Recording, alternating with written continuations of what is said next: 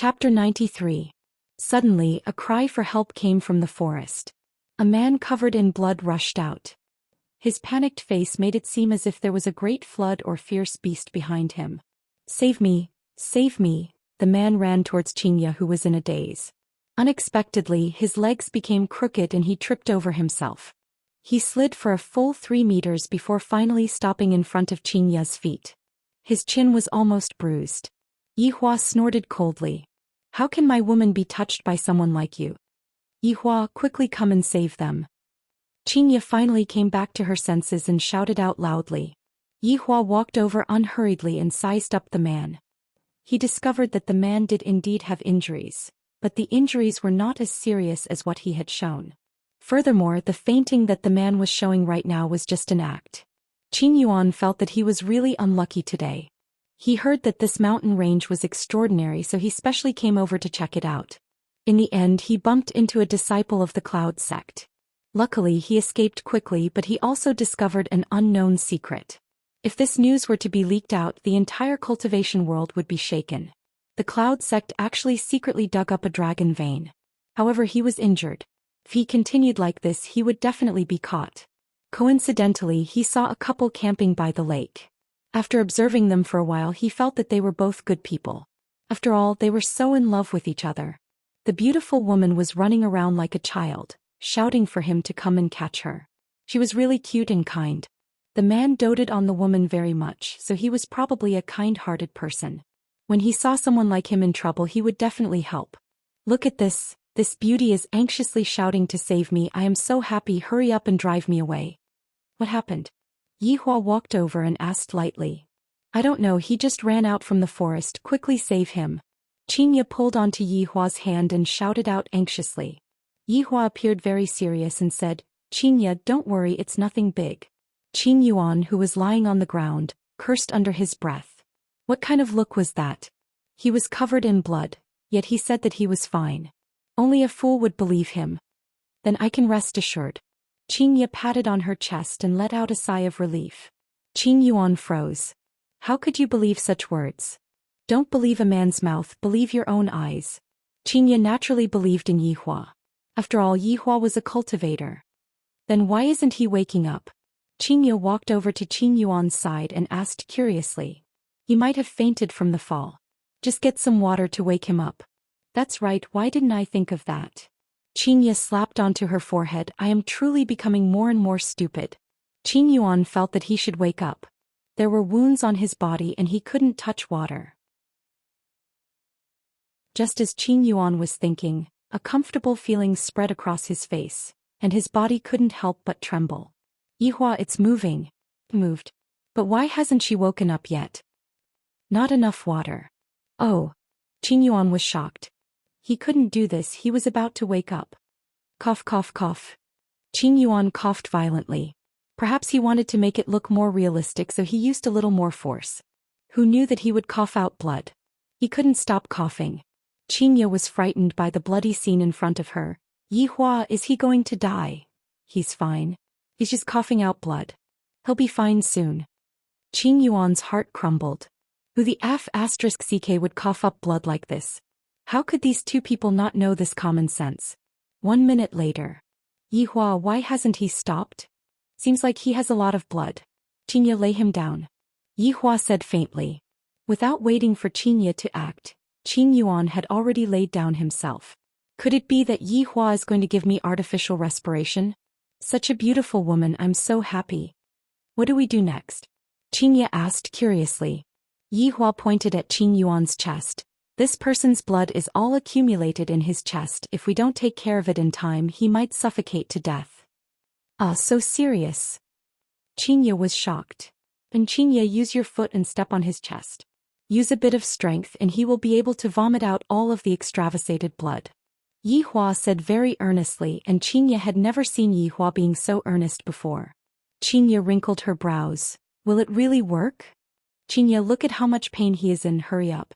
Qin Yuan couldn't care so much anymore. "These two are simply inhumane. I am already coughing out blood and they still want to step on my chest. Do they even have a bit of medical common sense?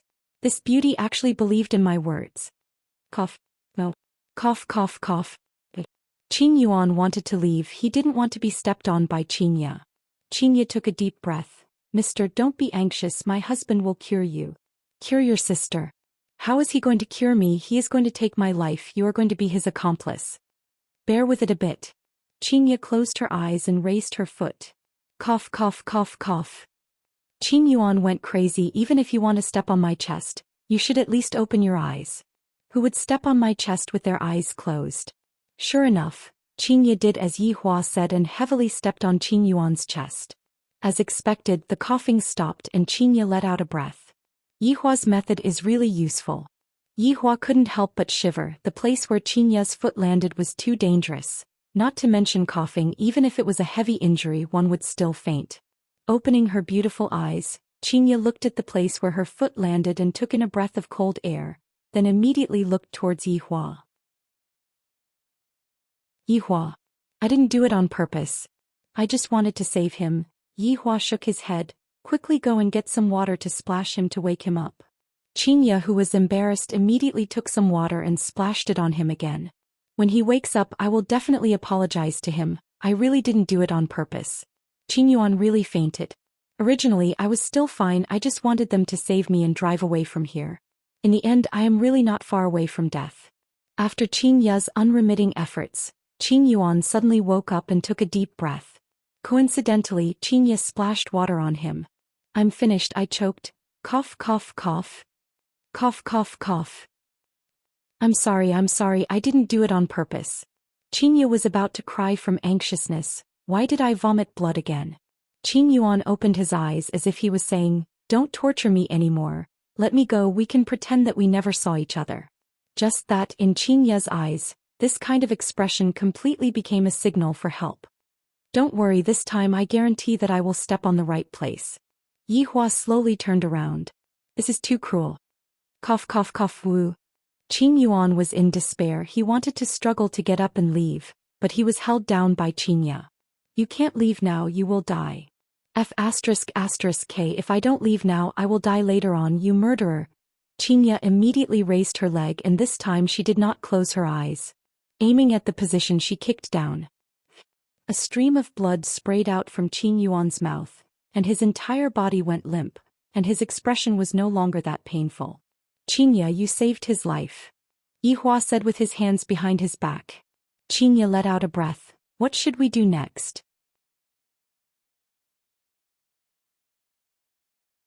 Chapter 94. At this moment, two men in green robes ran out of the forest and saw Qin Yuan lying on the ground.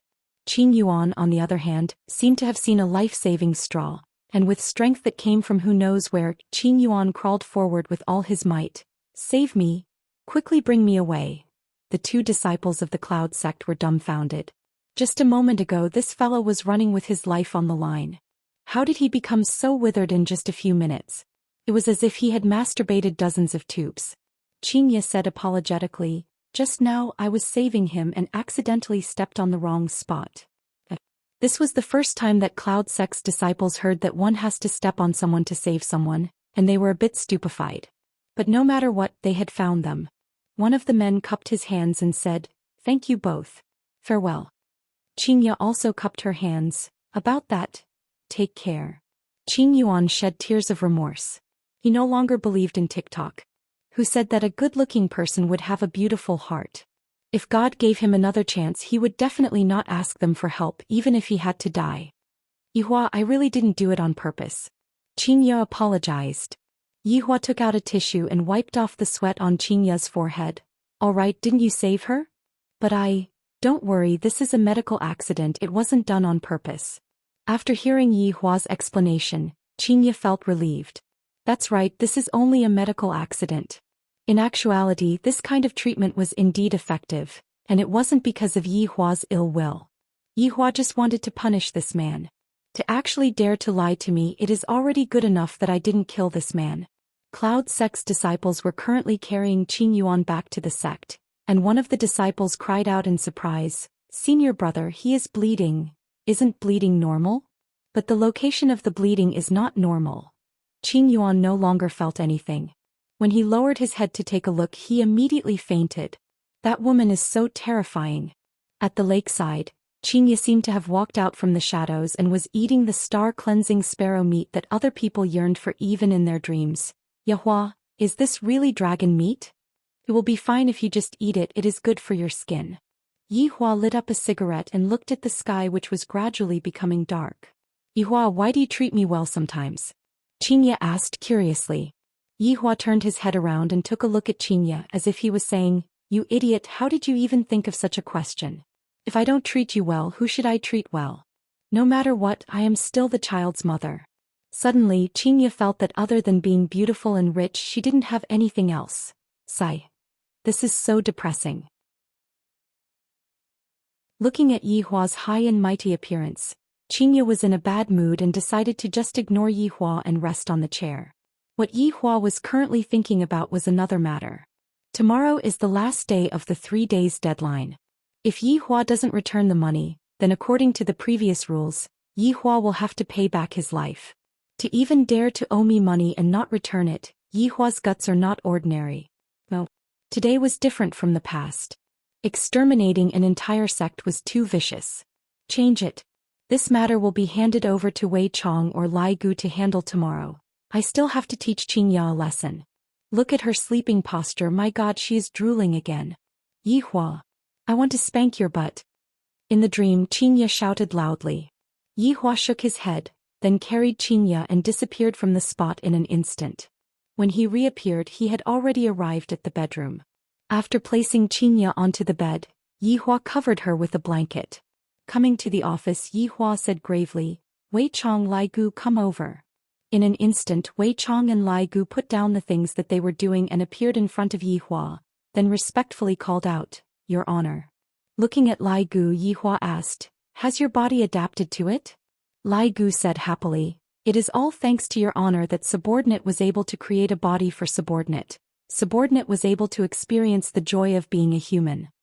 Actually, I still prefer you to transform into a dog." Yihua lit up a cigarette and said. Lai Gu expressed that he was very embarrassed, while the corner of Wei Chang's mouth arced up. "Wei Chong. Subordinate is here. What is the meaning between you and that waiter?" Yihua asked. Wei Chong didn't dare to be careless and said gravely, "Your Honor, subordinate is currently experiencing the feelings of humans." Feelings. This caused Yihua to be a little puzzled. "What did you gain?" Yihua asked. Wei Chong bowed his body and said, "After spending these few days together, subordinate discovered that the feelings of humans are very strange." Yihua became interested and asked, "How strange?" "When Xiao Tang is not around, subordinate will feel a bit uneasy, but when subordinate is together with Xiao Tang, subordinate will be able to calm down, that's about it." Wei Chong was also very vexed, he thought that he was poisoned. Yihua wrinkled his brows, "Why is this symptom a bit similar to mine? Lai Gu, tell me about your feelings." Yihua asked. Lai Gu paused for a moment and after thinking for a while he finally said, They are very awesome, Yihua. Wei Chong, if I were to ask you to go and kill that waiter right now, what would you do?" Yihua's aura suddenly changed and sharp killing intent emerged out from his body. A trace of hesitation appeared in Wei Chang's gaze, but very quickly he changed his mind and knelt down on one knee. "Subordinate will solemnly obey your honor's command." Yihua waved his hand. "All right, don't make it so serious. Wei Chong, it is fine for you to get a girlfriend and experience human nature, but your real identity has to be hidden. If your little girlfriend finds out, you should know how to deal with it." "Subordinate understands." Wei Chong lowered his head and replied. "Lai Gu, you are the same. Subordinate obeys your command." Yihua lit up another cigarette and asked, "Do you smoke?" Wei Chong said, "Subordinate doesn't smoke." "Lai Gu, smoking is bad for the lungs." Wei Chong looked towards Lai Gu confusedly. "You still have lungs? Is there any news about the other 5 sins?" Yihua took a puff of the cigarette and exhaled out the smoke. Lai Gu changed his frivolous expression and said solemnly, "Not at the moment. Your Honor, it has already been 5 years. The other 5 sins have not been found yet. I am afraid that something unexpected has happened." Wei Chang's tone was filled with killing intent. Towards traitors, there was no need to give any face, even if the traitor was a former comrade. Yihua let out a breath. "Each of you 7 sins have your own unique points. If they were to join hands, the two of you would not be their match, but you are still able to fight them one-on-one. Wei Chong and Lai Gu remained silent. The other 5 sins were powerful. Not only were they powerful, their personalities were also twisted. How could Yi Hua and his 2 subordinates not have twisted personalities as well? It was just that after learning for 5 years, their personalities became slightly better. However, who knows what the other 5 sins are doing? Perhaps they are still maintaining their original character. Yi Hua extinguished the cigarette butt, and a trace of red light flashed past his pitch-black pupils. My 7 subordinates are just like my 7 children. If the other 5 sins were to really betray me, should I kill them or not? Furthermore, the strength of the other 5 sins is not to be underestimated. Let's put this problem aside first. We will deal with it in the future. Let's deal with that Shao family that owes money and doesn't return it first. Yi Hua sat on the boss's chair and said calmly.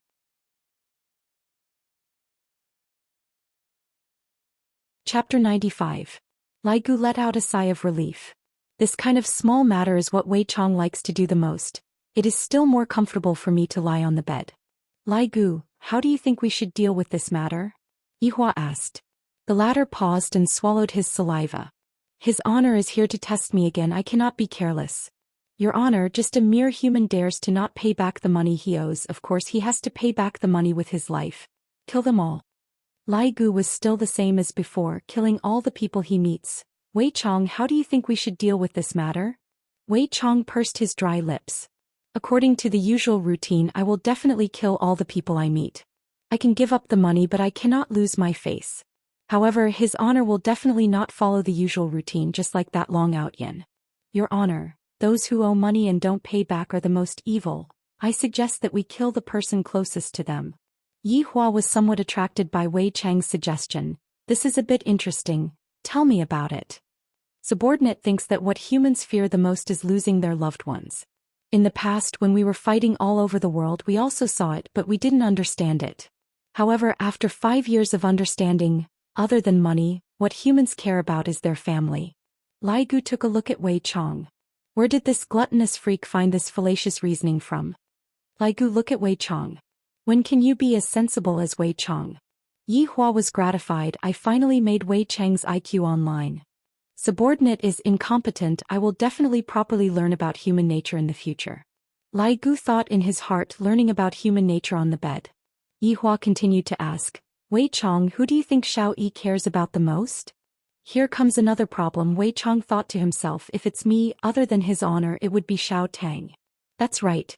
It's a woman. Subordinate thinks that the person Xiao Yi cares about the most is definitely his woman. Yi Hua felt that what Wei Chong said was reasonable. Nothing in life is more important than losing one's true love. Yi Hua went into a daze. What am I thinking about? True love. Wei Chong, you handle this matter as you see fit. Take the money, kill the person too. I will obey your honor's command. Let's do it tomorrow night at 12 o'clock. If he returns the money, then forget it. Yi Hua added. Wei Chong and Lai Gu went into a daze, then knelt on the ground and shouted, Congratulations, your honor. What joy. These 2 fellows had learned the human's flattery skills the most. Lai Gu sighed with emotion. His honor is clearly able to use his martial power, yet he just had to use his brain. As a subordinate, I am truly unable to catch up to him. What Lai Gu said is right. If it was in the past, his honor would have long since ordered us to kill him. But today his honor actually said to spare his life. From this, it can be seen that his honor's control over human nature has already reached the pinnacle. Subordinate is blushing with shame. Wei Chong was so excited that he even sprayed out his saliva, and that expression on his face didn't seem to be bootlicking. Lai Gu, who was at the side, was stupefied. This gluttonous monster's performance is pretty good. You all. Yi Hua laughed helplessly. Compared to the past, the current atmosphere was much warmer. Dong dong dong. Yi Hua, are you inside? Qing Ye's voice rang out. You guys go ahead. Wei Chong and Lai Gu bowed and left, then disappeared from the office. Just at this moment, Qing Ye pushed open the door and walked in. When did we come back? Not too long ago. Yi Hua opened the window and let the smoke disperse a bit. Although it was just a small action, Qing Ye's heart still felt warm. Yi Hua, let's go out to eat, watch a movie and take a walk. All right. Yi Hua let out a breath. The human emotions that Wei Chong spoke of, are they really that mysterious? Could it be that I, the Supreme Overlord, already care about this woman? This is truly inconceivable. Emotions are the most mysterious thing in the human mind. Even a strong person like Yi Hua is about to fall into such a state. It is truly not easy. However, this kind of emotion was still continuously warming up. This was something that the two people didn't expect. Yi Hua admired Xianxia's courage to be angry and speak out, and Xianxia liked Yi Hua's concern. Although Xianxia has a bad temper sometimes, overall, Xianxia is still considered to be good. The morning sunlight was always so gentle. Without his sister-in-law at home, there seemed to be a bit less joy, but at the same time it was also a lot quieter. Wake up, Ying monster. Ying. To be honest, Yi Hua rather liked Xianxia, who was acting coquettishly. Caressing onto Xianxia's smooth long hair, Yi Hua thought to himself, these days are pretty good. It is a bit better than the lonely days I had in the past. Seeing that Xianxia was lazing around on the bed and not getting up, Yi Hua could only take forceful measures and directly carried Xianxia to the washroom. Xianxia naturally didn't want to comply, and the sound of quarreling immediately rang out. Xianxia, who lost the quarrel, pouted and went out to buy breakfast, while Yi Hua went to his sister-in-law's bedroom, turned on the computer and prepared to play games. I still have to practice my skills no matter what. I have to bring my wife and sister-in-law to eat chicken, and not listen to the two of them complain. And after Xianxia came back, she saw that Yi Hua was secretly playing games, so of course she had to join in.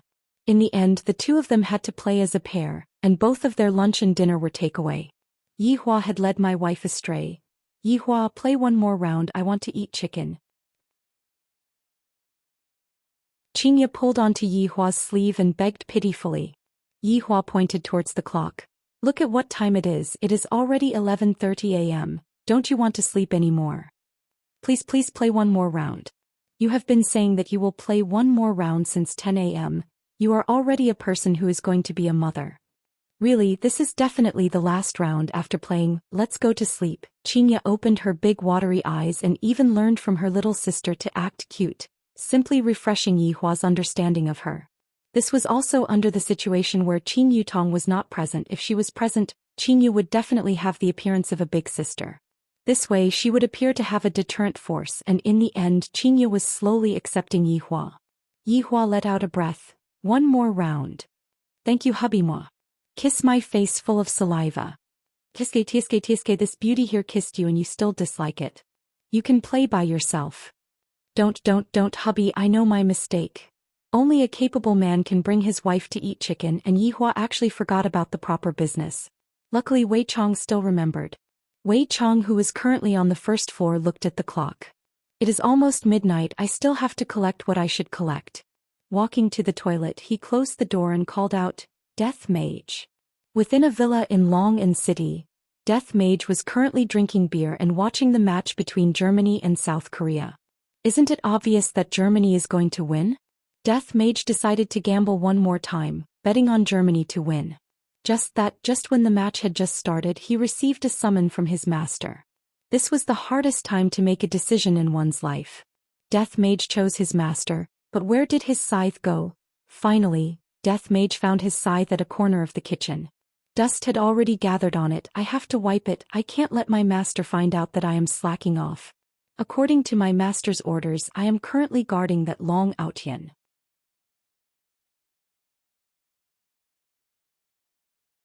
Chapter 96.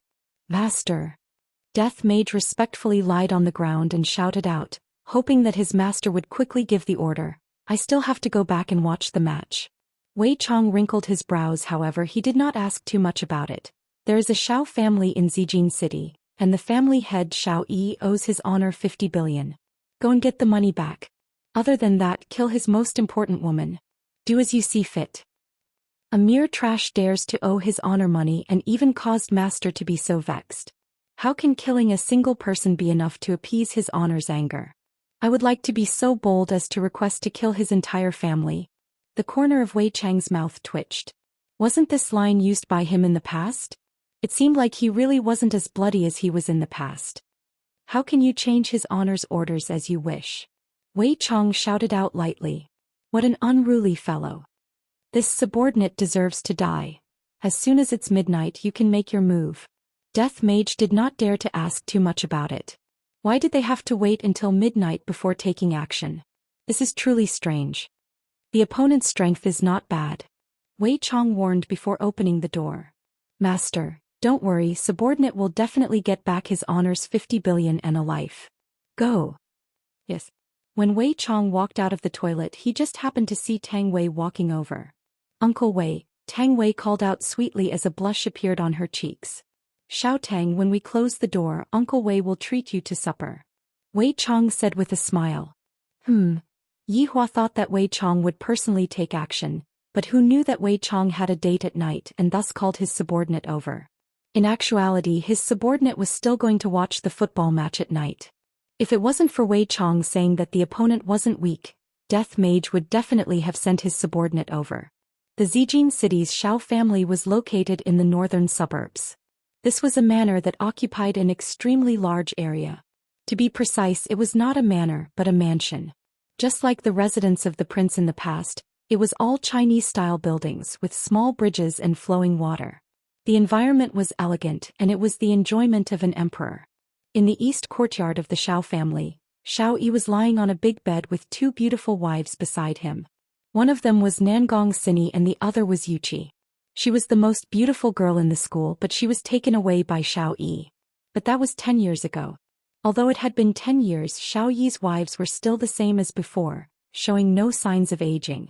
This was all thanks to Xiao Yi himself. Big brother Xiao, you're finally willing to accompany me today. Yuqi stretched out her index finger and drew circles on Xiao Yi's firm chest. Nangong Sini laughed softly. Brother Xiao, little sister Yu is hungry and thirsty. You have to feed her until she's full tonight. Sister Sini, why do you have to tease me every time? Nangong Sini lifted Yuqi's chin and said, because I like you. I hate you, Xiao Yi chuckled. He was also watching the match, but his thoughts were restless.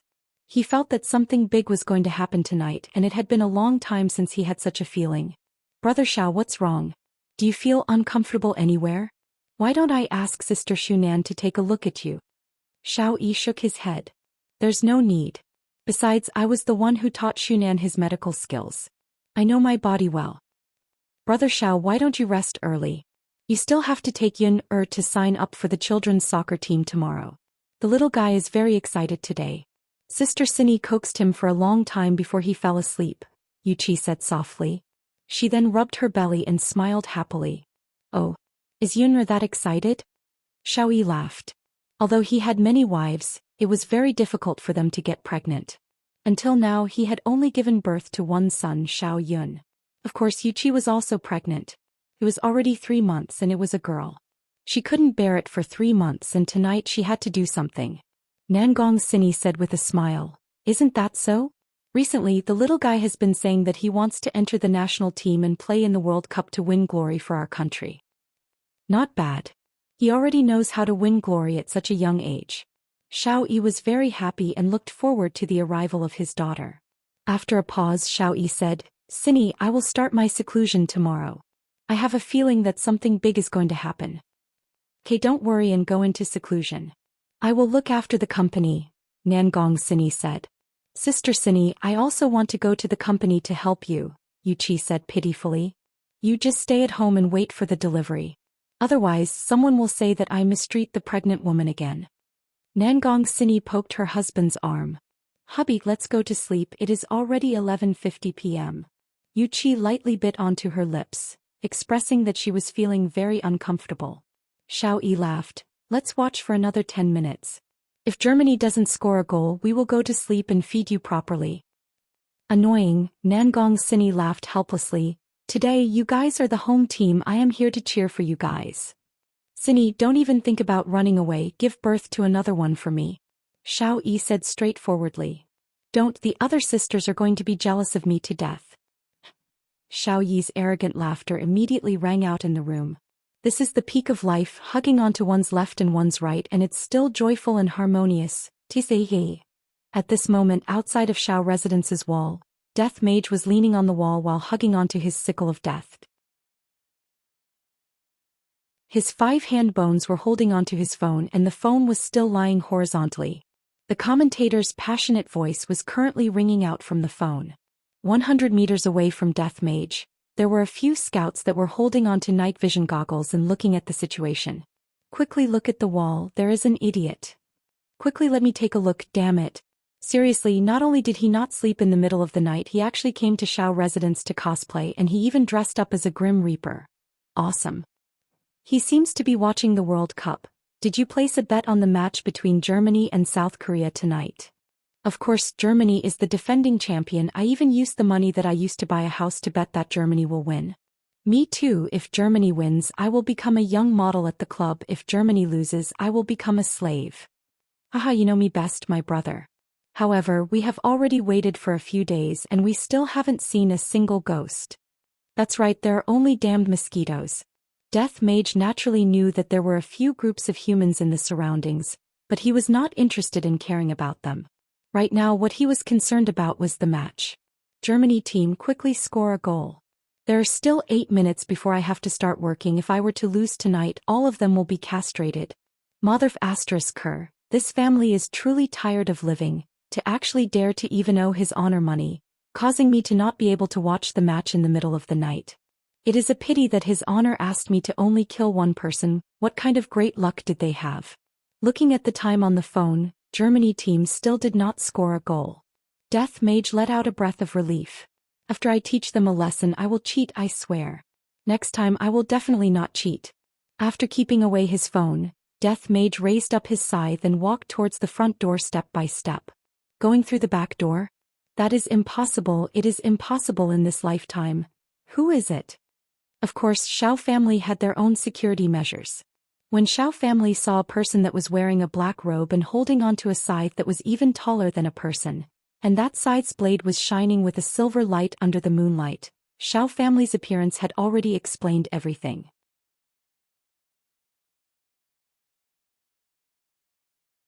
Chapter 97. It was just that the Xiao clan's security did not expect that there would be someone who dared to come here alone. This aura was not bad and they did not know where that prop came from. GGG. Death Mage naturally wouldn't be able to speak, and only Wei Chong was able to understand what Death Mage was saying. Imperial translation, they're here to collect their debt. Where did this lunatic come from? Get lost. Otherwise we'll beat you up. One of the security guards took out an electric baton and poked it in his palm. GGG. Imperial translation, if it wasn't for his honor's request to only kill one person, the two of you would have long turned into dust on the ground. Yo, I'm giving you face but you don't want it. What the hell are you laughing at? See if I don't beat you to death. 2 rays of black light shot out from Death Mage's hand, and the security guards who were still acting arrogantly just a moment ago were instantly unable to move. They were unable to even shout out and only their eyes were filled with shock and fear. The jaws of the spy squatting outside almost dropped to the ground. Damn it. They weren't here to be funny, they were here to cause trouble. Hurry, hurry, hurry. Quick, report the situation here. Very quickly, the situation at this side fell into the ears of the various big clans.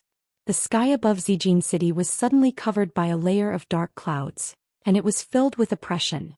Death Mage walked past the two of them, and with a push of his arms, the front door of the Xiao family was easily pushed open. When the security guards inside saw that the front door was pushed open by a stranger who was dressed like a Grim Reaper, without saying anything, they immediately took out their guns and opened fire. Bang bang bang. The gunshot was so ear-piercing in the quiet night. Xiao Yi had just turned off the lights and Yu Qi's underwear was already down to her knees. Suddenly there was a gunshot. How many years has it been? When did so many gunshots come from the Xiao family? The two wives were also shocked. Nangong Sini immediately turned on the lights. Brother Xiao. Xiao Yi put on his pajamas and frowned. Don't come out, I'll go take a look. Be careful. The two girls warned. They were wondering who had come to the Xiao clan. How audacious of him. However, the gunshots outside became less and less. Soon it became quiet. The two women looked at each other and relaxed. It seemed that Xiao Yi had been taken care of. Let's go out and take a look. Nangong Sini said. Yes. Yu Qi put on her pajamas and followed beside Nangong Sini. When she went out, she saw 4 beautiful women walking over. It seems like they are all Xiao Yi's wives. His luck with women is really not shallow. The 6 wives slowly came to the front yard, and the strange scene made them suck in a breath of cold air. All the security guards seemed to be frozen, motionless, and their eyeballs could move, but all of them revealed a look of fear. In the middle stood a man in a black robe holding an enormous scythe. Because he was covered by the black robe, his face could not be seen clearly. His husband was standing 10 meters away from him. There was a stone bridge between them, and the sound of flowing water was particularly dull. Xiao Yi's expression was heavy. This person's ability was probably on par with his. Where did such a person come from? Why didn't he know anything about it? Moreover, what was he doing here? What enmity did he have with him? May I ask why you have come to visit so late at night? Xiao Yi shouted in a deep voice. His aura continued to rise. Even if he lost, he didn't want to lose. Death Mage let out a strange sound again, and the 6 beauties couldn't help but feel a chill run down their spines. I'm afraid it isn't appropriate for you to tease me like this. Xiao Yi was a man with a temper. Furthermore, he was an immortal emperor in his previous life, and he was revered by thousands of people. Although he hadn't fully recovered his cultivation, he still had his dignity. Death Mage suddenly waved the scythe in his hand. Xiao Yi thought that Death Mage was going to attack him, and a green long sword condensed in his hand. This sword was called the Broken Emperor Sword, and it was personally forged by Xiao Yi. The body of the sword was green and there were all kinds of runes on it. When activated by his cultivation, it would emit a dazzling light, and it was the Act Tough King Xiao Yi's most proficient weapon. However, when he saw that Death Mage wasn't going to attack him, but was instead taking out his phone, his expression became even uglier, especially when he was so scared that he took out his weapon. Suddenly, the voice of the commentator of the World Cup rang out from Death Mage's phone. I was watching it too. Could it be that he was watching the match between Germany and South Korea? Why would such a strong person do such a weird thing? That's right, Death Mage was squatting in a corner watching the World Cup, and the face scan unlock was still on that screen. Death Mage took a glance at the screen. Damn it, it's still 0. I better get down to business first. Stretching out the hand bone, Death Mage was drawing on the phone's screen, not knowing what he was doing. Meanwhile, Xiao Yi was able to see that hand bone. This isn't a human. However, the 6 wives who were far away were not able to see anything clearly. When Death Mage took out the phone screen, the words on the screen were very big and they were even scrolling across the screen. There weren't many words, but it caused Xiao Yi to be incomparably shocked, and even the 6 wives were dumbfounded. 2 words could be seen scrolling across the phone's screen. Return the money. There were even 3 exclamation marks, indicating that Death Mage was very angry. Xiao Yi tightly held onto the Broken Emperor Sword in his hand. I am here to trample on the debt. When have I ever owed someone money? What a joke. Not right. That night 3 days ago, that man. Could it be that that man told me to come here to trample on the debt? Calculating the time that Qin Yutong called me, today just happens to be the 3rd day. Just like that, it's already a match. 50 billion. What that prodigal earned was all cash, and where would I find 50 billion in cash? It is possible to gather the money, but if the capital chain is broken, the company will definitely be suppressed by others. This was also why I wanted to deny the 50 billion. If it was 5 billion, it would still be fine. Nangong Sini also thought so, but she didn't expect that the person who denied the money would come to trample on the debt, and this person even made her husband vigilant. Sisters, let's go in, don't disturb Brother Xiao. Nangong Sini said tenderly. Towards her husband, she trusted him a lot. It could be said that her husband had never been defeated before. The women had also seen such a scene before. Although they were worried, they didn't want to distract their husband. All of them returned to the backyard and waited for their husband's triumphant return. Xiao Yi's gaze was deep, and at the same time, the desire that he had been immersed in for a long time was ignited. Being unrivaled is lonely. It has been a long time since I was this excited. Right now, it is hard to find an opponent. It is either that the opponent has some misgivings or the opponent doesn't dare to. In any case, there are all sorts of reasons. And this person in front of me, wrong. He is not a human. No matter what he came here for today. This battle must definitely be fought, and it must be won. If not, Xiao family will become a laughing stock in the entire north. This is something that is absolutely not allowed to happen. I reckon that right now there are already a lot of eyes staring at us. Xiao Yi took a deep breath. Let's fight at another place. Death Mage waved his left hand indicating that he didn't mind. Such a disdainful action caused Xiao Yi to sneer. You don't even know who is standing in front of you. Do you think that I, the Emperor, will be afraid of you?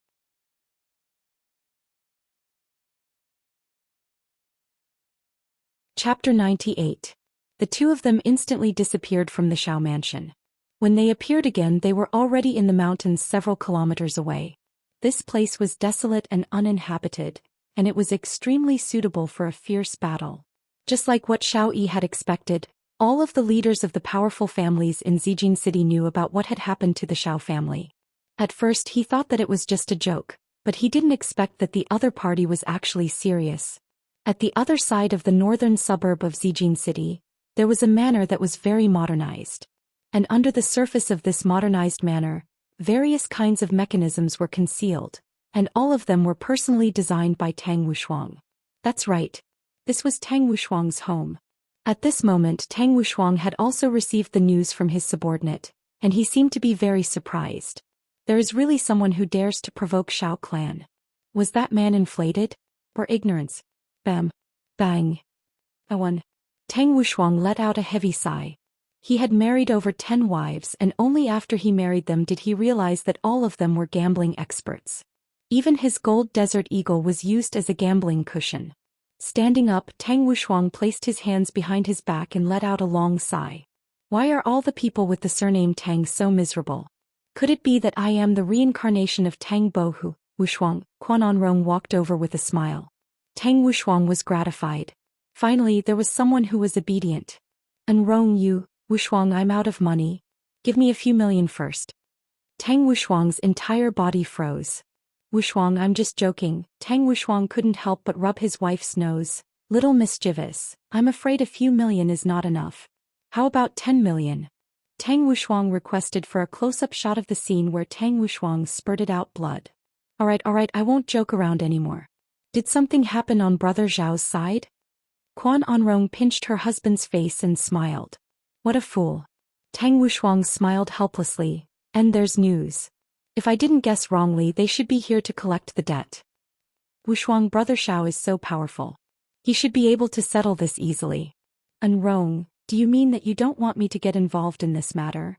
Tang Wushuang wrinkled his brows. He didn't understand the profound meaning behind Anrong's words.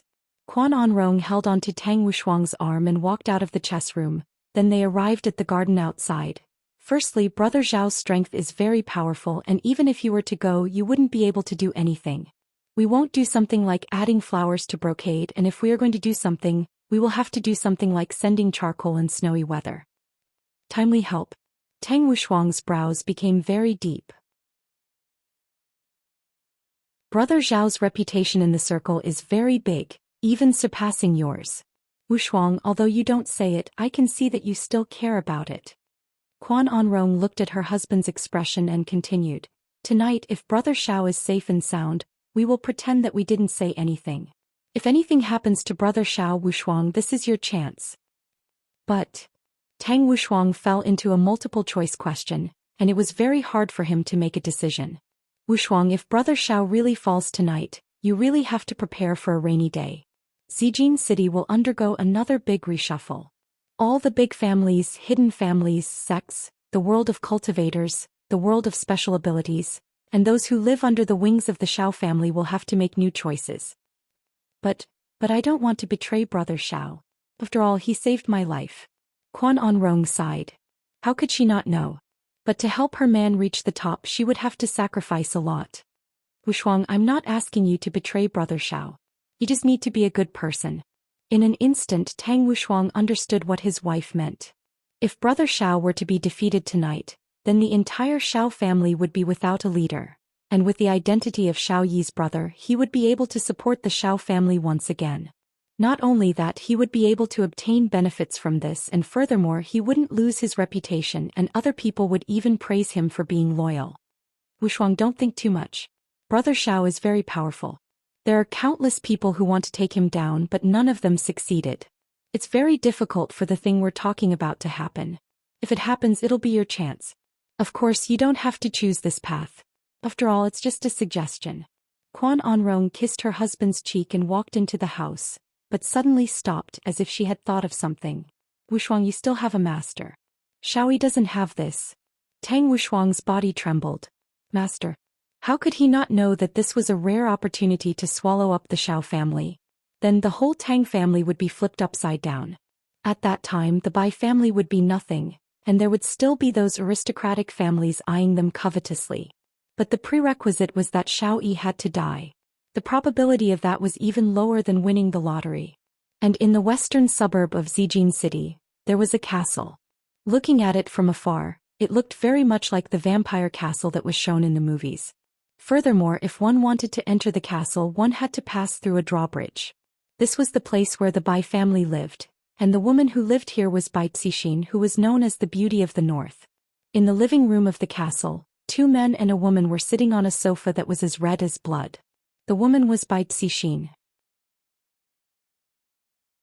Just like her name, her skin was extremely white, and even the clothes she was wearing were white as well. On her head there was a white scarf which added a sense of mystery to her. On her delicate hands she was wearing a pair of white gloves. And she was sitting on the main sofa, and the 2 men were sitting on both sides of her. There was no need to talk about the status of the family. Right now she was holding onto a teacup, and with her bright red lips she was tasting the newly grown Maojian tea. Debao, don't buy this kind of tea anymore in the future. You know that I'm used to Dahongpo tea. Bai Cixin lightly placed down the teacup. She didn't care about how much this tea was worth at all. In Bai Cixin's heart, there was only good and bad tea.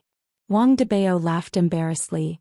Wife, recently, Dahongpo tea is in short supply. If you want to drink it, you will have to wait for a while. Look for the person who is hoarding the goods. Bai Cixin said faintly, killing intent surfaced in her tone. Wang Debao liked his wife's aloof look because at night he would be aloof. Wife, you have the final say. Bai Qi, who was sitting at the side, was very melancholic. He didn't care whether it was Maojian tea or Dahongpo tea. In any case, it was bitter. Big sister, how are we going to deal with Long and City? Bai Cixin said lightly, they are just some insignificant small figures during this period of time. Don't go to the south. Understood, big sister. Bai Qi paused for a moment, then asked curiously, big sister, we just gave away that 50 billion? Is that true? Bai Qi still didn't understand his own big sister. On the surface, his big sister looked gentle and pleasant, but in the dark she was actually a female devil. This time brother-in-law lost 50 billion, and when it was time for him to return the money, he would definitely ask big sister, and big sister actually agreed to it. In actuality, Wang Debao was also curious.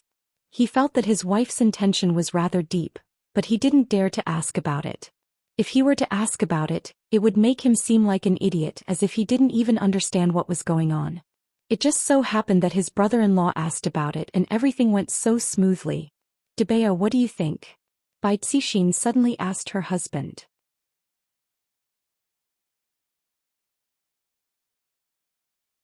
Chapter 99. Wang Debao's fingers subconsciously started trembling, and both of his legs were trembling. Why did she suddenly ask me this question? She's not playing by the rules. How can us men understand the wife's farsightedness? The wife's thoughts are as fine as a needle and meticulous. How can a husband dare to guess the wife's intentions blindly? In any case, everything that the wife says is right. Even if she is wrong, she is still right. Wang Debao felt that he had never felt so refreshed before. His bootlicking was done in one go, and there was no pause in the middle. Bai Qi couldn't help but give a thumbs up. Brother-in-law's desire to live actually made his choice of words a lot sharper. Awesome. Bai Cixin lightly tapped onto her husband's forehead and said indifferently, when did I say that I will really give them the 50 billion? The use of the 50 billion will be tonight. Whether it is worth it or not will also be decided tonight. If it is not worth it, then we will take it back. Zijin City will not have a Qing family anymore. If it is worth it, then it couldn't be any better. The 2 men were stupefied. My dear wife is wise. Big sister is formidable. The 2 bootlickers. Perhaps the world might change tomorrow. Xiao family and Tang family seem to be in an alliance. But who would be willing to lower their head to the other? This is truly becoming more and more interesting. Bai Cixin shook her head, then rubbed her thumb and index finger together. Let's wait for the result tomorrow morning. Bai Qi, you should sleep early. Hubby, let's go back to our room. Okay, Wang Debao said happily, there is nothing more pleasurable than being able to press down on my wife. Looking at big sister and brother-in-law leaving, Bai Qi couldn't understand, why does big sister like Wang Debao? This is truly depressing. However, not only Tang family and Bai family were discussing. Right now, many big figures had woken up from their dreams and were waiting for the result so that they could prepare for their next move.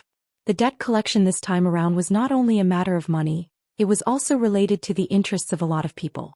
Among them, there was more than 50 billion, and Yi Hua's carelessness caused ripples to appear on the surface of the calm lake. The ripples were gradually forming into ocean waves. The temperature in the mountains was a bit low, but the killing intent that was being emitted out from Xiao Yi's body caused the temperature to drop once again. The tense atmosphere continued to condense, and a wave of killing intent spread out in all directions. Although the broken emperor sword in Xiao Yi's hand was not unsheathed, there was a sharp and fierce sword qi that was pressing towards Death Mage. Although Xiao Yi was only wearing a nightgown, Xiao Yi was like a king.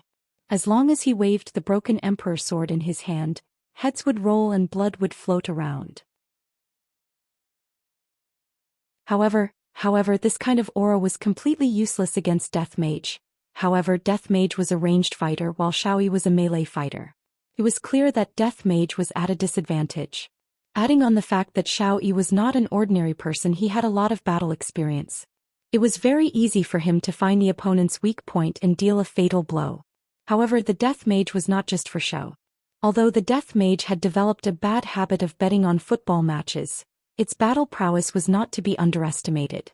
Wei Chong had even said before that the number of experts that had died in the hands of the Death Mage were innumerable, because they had all committed the same mistake, and that was underestimating their enemies. But this time, Death Mage's opponent was an immortal emperor. Although he hadn't reached the peak, it was enough to make him suffer. Furthermore, this time, it wasn't that others were underestimating their enemy, it was Death Mage who had started to underestimate his enemy. Because Death Mage felt that there was no one powerful enough on this planet, even if it was the person in front of him. I don't care if you're here for your debt or your life. Today you will become a dead soul under my sword. Xiao Yi was not an ordinary person, and he wouldn't wait for his opponent to make the first move. A bright light burst out from Xiao Yi's eyes, and in the blink of an eye, a sword light flew towards Death Mage. Like a ghost, the sword light flew straight towards Death Mage's forehead. When experts were fighting, they definitely wouldn't use their strength at the start. Instead, they would use probing attacks just like what Xiao Yi was doing. Don't look down on Xiao Yi. If it was Tang Wushuang, he would have to deal with Xiao Yi properly. Although Death Mage looked down on Xiao Yi, he didn't dare to easily receive Xiao Yi's sword attack. What Master said is indeed correct. This man's strength is indeed formidable. No matter if it is his strength or his speed, this man has already seen through the next sword attack. Xiao Yi's gaze became serious. As expected, this man is an expert. Xiao Yi gave up on stabbing towards Death Mage in front of him, and instead turned around and slashed towards Death Mage. Emperor Broken Sword immediately blossomed with a dazzling light, forming a sword qi that slashed towards the air. The air in front of Xiao Yi immediately flared up, and the trees in front of Xiao Yi were all sliced into two. Death Mage, who was behind Xiao Yi, gradually disappeared and reappeared not far away from Xiao Yi. His body had already been sliced into two by the sword qi. Actually, in that instant, Xiao Yi felt that there was something wrong with the Death Mage in front of him, so he decisively swung his sword at Death Mage. Looking at the Death Mage who was sliced into two, Xiao Yi once again felt the loneliness of being invincible. This Death Mage is already the most formidable opponent that I have met in these few years, and he actually almost tricked me. Luckily, I reacted fast enough, otherwise I would have made a fool out of myself. This person is not that great, but tomorrow, it should be my turn to go and trample on the debt. This debt is much bigger than 50 billion. Qing family. You guys better prepare to receive my Xiao Yi's fury. Beep. Just when Xiao Yi started fantasizing about himself torturing the Qing family, a black lightning struck towards Xiao Yi. Xiao Yi didn't have enough time to dodge, so he used his sword to block the attack, and the runes on the hilt of the sword released a light shield. The black lightning instantly collided with the light shield. There was no bright light, the two of them disappeared at the same time, and it seemed like the light shield was cancelled out. Xiao Yi's expression was gloomy, and looking at the black figure who was not far away from him, he raised his arm and pointed his index finger at Xiao Yi. That disgusting sound came out from his mouth as if he was laughing at Xiao Yi. However, Xiao Yi was indeed fooled. The one that Xiao Yi killed just now was only an illusion, and Xiao Yi's real body was nowhere to be found. Furthermore, a layer of the runes on the broken emperor sword had also been used up. Immediately, Xiao Yi's nightgown fluttered even though there was no wind, and the aura that Xiao Yi was emitting was still continuously rising. Even the leaves on the ground were starting to float into the air. When Death Mage saw Xiao Yi who was in front of him, he became interested. Xiao Yi is the strongest human that I have seen in the past 5 years. Just that, the smell that Xiao Yi is emitting is very nauseating. Heaven Punishment Sword Art. Brahma Heaven's Will. When had Xiao Yi ever been deceived like this before, Xiao Yi decided to take out his trump card and end the battle quickly. The broken emperor sword seemed to have sensed its master's fury and soared into the sky. In this pitch-black night, the broken emperor sword shone like a star. A terrifying power quickly gathered at the tip of the broken emperor sword, and the sky immediately changed color, and a rumbling sound suddenly rang out, piercing through the entire world. Death Mage raised his head and looked at the sky, then fiercely stabbed the death scythe into the ground with his right hand. Boom. The rumbling sound caused Xiao Yi's expression to sink even further. My opponent's strength is actually this strong as well. That stab from the scythe just now caused the entire ground to shake. Death Mage stretched out 5 of his fingers and black threads were coming out from all 5 of his fingers. GGG. Royal Translation, Cave of Darkness.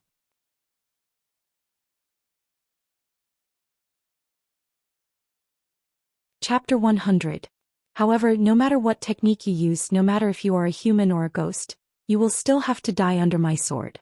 Xiao Yi shouted out lightly as his fingers quickly formed seals. Broken emperor sword that was in the sky shot out a dazzling light, and that dazzling light brought along a terrifying power as it struck towards Death Mage who was on the ground. Before the dazzling light even touched the ground, the powerful airwave that was emitted from the dazzling light already caused all of the trees to collapse, instantly raising the ground to the ground. From this, it could be seen just how powerful this move was. And under this terrifying power there was also a huge sound wave attack.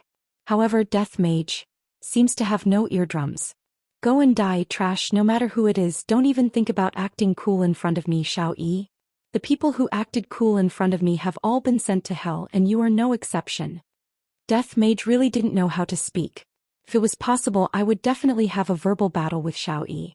You are still acting cool like this, I will beat you up. Looking at the terrifying dazzling light that was coming towards him, Death Mage controlled the Cave of Darkness and used it to block in front of him. Then he secretly took out his phone and looked at the result of the match. The first half has ended. Germany and South Korea have yet to score a goal. I wonder who will score a goal first in the second half. I am truly looking forward to it. The sound that came out from the phone wasn't loud, but Xiao Yi heard it. Him. He still has the mood to watch the World Cup.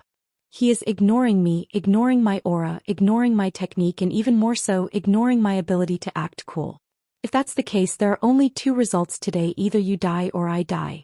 Death Mage quickly kept his phone, then faced Xiao Yi's big move with a serious expression. After all, I have to respect others. I can't trample on others' dignity. And I can't sneakily watch the World Cup while others are using big moves. Go and die.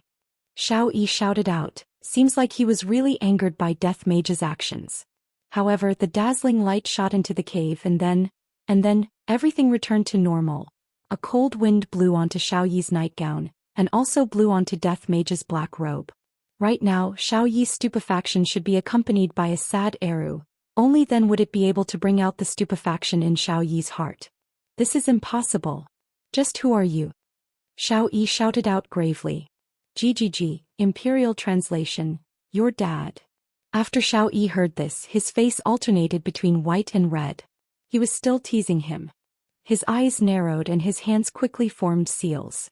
Congratulations, you've successfully angered this emperor. Heaven Punishment Sword Technique, Buddha's Fury 9 Lotus. The broken emperor sword, which was floating in the air, shone brightly, and the body of the sword trembled violently. Bang! One divided into 2 and then more and more. In a split second, the 9 broken emperor swords floated above the Death Mage, locking onto the Death Mage from all directions. Furthermore, the 9 broken emperor swords were condensing a power that was even more frightening than before. When this power was formed, the entire space around the death mage was violently distorted. Just like Xiao Yi's handsome face, it was incomparably malevolent.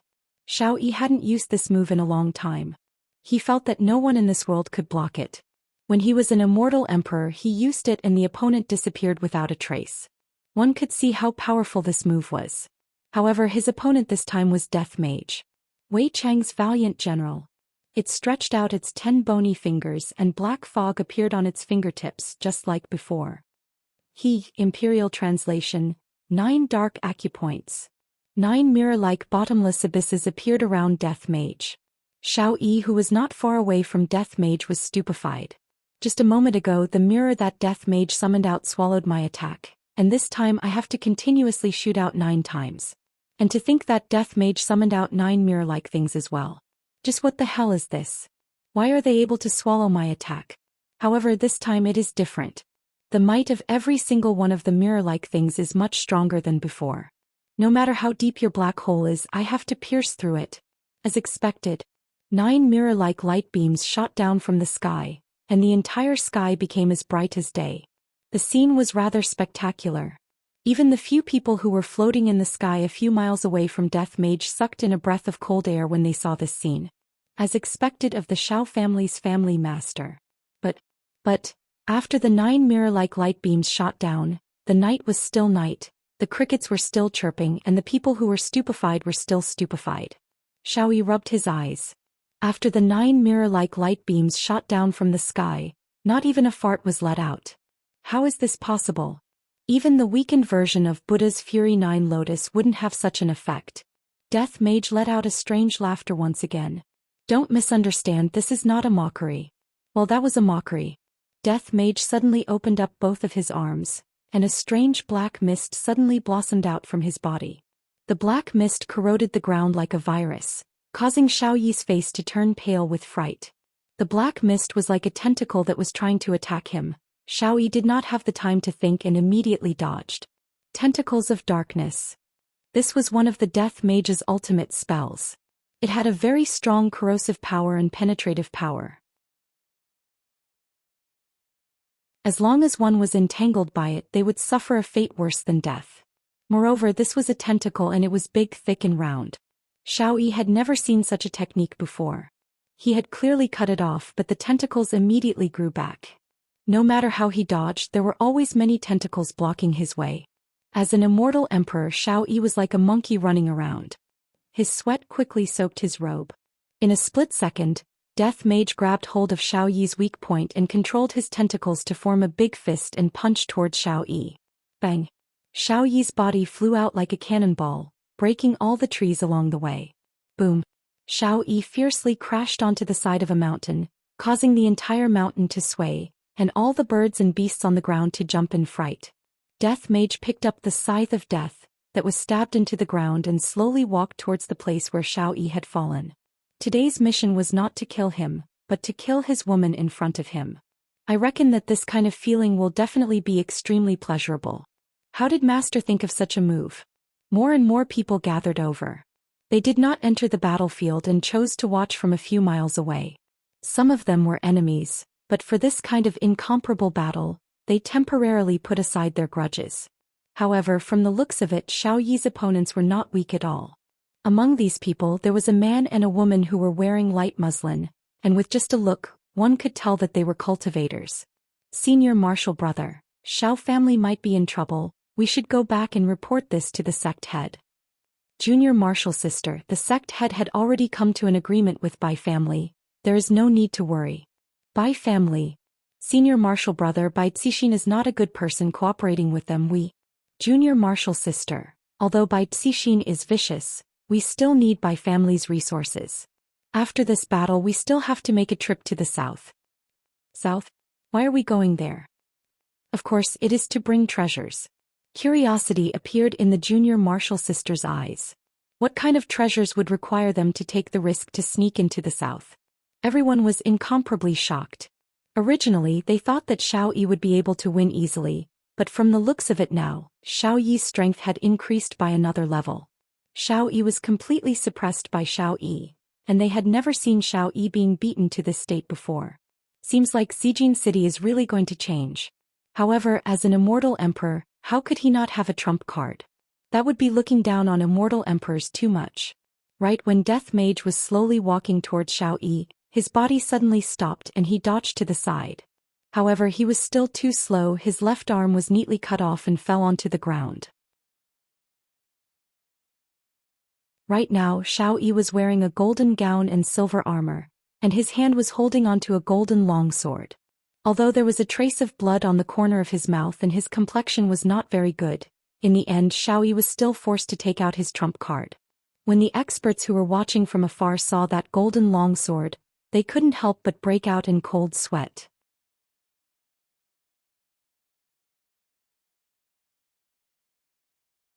Chapter 101. When the spectators in the distance saw the Xianyuan sword, they all gasped. A few years ago there were rumors that the Xianyuan sword had appeared. Who would have thought that it would fall into Xiao Yi's hands? If it wasn't for the fact that he was so strong today, no one would have thought of this. This Xiao Yi really hid his strength deeply, and that armor he was wearing was definitely not ordinary. This trump card was simply a king's trump card. Looking at his opponent, he had lost an arm due to his carelessness. Other than the black robe and the sickle in his right hand, he had nothing else on him. The difference in equipment was too big. Not only would Xiao Yi not lose tonight, but he would also become famous.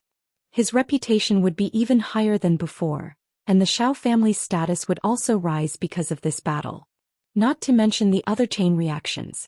In actuality, the majority of the spectators hoped that Xiao Yi would lose. The current situation required a breakthrough, and tonight was a rare opportunity, just that right now. At this moment Xiao Yi was holding the Xianyuan sword. The sword was releasing a faint light, and with his golden robe and silver armor, he was like a god descending to the mortal world. Just standing there would cause people to feel fear. But Xiao Yi was shocked. That sneak attack just now could have killed the opponent, but the opponent had discovered it. It was just a broken arm, and from the looks of it, it didn't seem to be of much use. However, he had already taken out the Xianyuan sword and the mystic tortoise strange armor. One was shockingly powerful while the other had explosive defense. He didn't believe that he couldn't kill this skeleton. I didn't think that I, Xiao Yi, couldn't be low-key anymore. After tonight, the Xiao family will definitely rise to glory once more. Although the plan has been brought forward, it is not a big deal. Let the world witness the true strength of this emperor. The skeleton in front of him was only a stepping stone for him to reach the pinnacle, nothing more. Death Mage turned his head around and took a look at the severed arm on the ground. He felt very surprised, but at the same time he was also very excited. This human in front of him had finally aroused his desire to fight. He picked up his severed arm and placed it to the side. Then he took off his black robe and carefully placed his precious phone on it. However, he still couldn't help but open it to take a look. It was still a score of 0. God damn it. Xiao Yi silently looked at Death Mage's actions. However, when he saw Death Mage turning on his phone again and hearing the commentator's voice, Xiao Yi felt like his lungs were going to explode from anger. This was a very serious battle. Could they keep their hearts on it? But looking at the skeleton, there was no heart at all. How could such a creature appear in this world? It was unimaginable. The spectators also felt a chill down their spines. They had seen skeletons before, but they were just small evil spirits that could be poked to death with a finger. However, the skeleton in front of them had refreshed their worldview. Could it be that it was a Bone King? A divine artifact like the Xianyuan sword could only cut off one of its arms. Unbelievable. With the death scythe in his hand, Death Mage walked towards Xiao Yi and stopped 10 meters away from him. GGG. Royal Translation. Since you're good at close combat, I'll play with you. The Death Mage was definitely a high-ranked magician, and his specialty would definitely be magic attacks. However, the Death Mage was a bit of a slouch. Actually, every magician had the heart of a warrior in their heart. Royal Translation. High-level power enhancement. Royal Translation. High-level speed boost. Royal Translation. High-level long-lasting support. Royal Translation. Top-notch defense enhancement. Xiao Yi stared blankly at the Death Mage, who was crying out weirdly. However, every time the Death Mage cried out, a different light would appear on its body. After the light flashed for more than 10 times, Xiao Yi finally came back to his senses. This skeleton was very weird, but Xiao Yi also discovered that the death mage needed to chant when it was releasing magic. As long as the distance between the death mage and the death mage got closer, Xiao Yi would be able to gain the upper hand. As for the death mage's scythe, I reckon that the death mage's scythe is just a decoration. Right now, Xiao Yi's speed was a few times faster than before, and he immediately disappeared from where he was standing. A trace of red light flashed past death mage's hollow eyes as he raised the death scythe in his hand high up. Boom! A majestic black light soared into the sky and broke through the dark clouds above. The moonlight once again shone onto the ground, and under the moonlight, the death scythe blossomed with a silver light. This wasn't just a simple light, the entire death scythe changed from black to silver. The eyes of the spectators who were a few miles away almost popped out. What is going on? How can a skeleton be so awesome, to be able to pierce through the sky with just a slight movement? However, in the next second, everyone was so frightened that they retreated a few miles away. Death Mage could be seen raising the Death Mage's scythe and fiercely slashing it forward. The huge might of the scythe spread out in a fan shape. Boom boom boom. Immediately, a series of rumbling sounds rang out in the world, shaking everyone's heart. Wave after wave of air was like a surging giant beast engulfing everything in front of it. Starting from beneath Death Mage's feet, everything in front of Death Mage's body disappeared. The mountain that was still there just a moment ago had already been evaporated. The might of the Death Mage's scythe was actually so terrifying, everyone was so frightened that they retreated frantically to prevent themselves from getting injured. However, Xiao Yi's figure gradually appeared and stood steadily in the sky. The mystic tortoise armor blossomed with a bit of light, and the cloak on his back slowly fluttered. The spectators couldn't help but swallow a mouthful of saliva. Such a powerful might, and he is actually not injured in the slightest. As expected, Xiao family's family head is formidable. However, no one saw that there was a trace of blood on Xiao Yi's face. Xiao Yi, who was standing in the sky, looked down at Death Mage, and the astonishment in his eyes was unable to be concealed.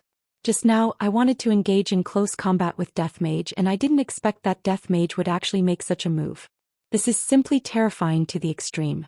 Not only is this Death Mage capable of long-range combat, he is also capable of close combat. Just who the fuck is this Death Mage?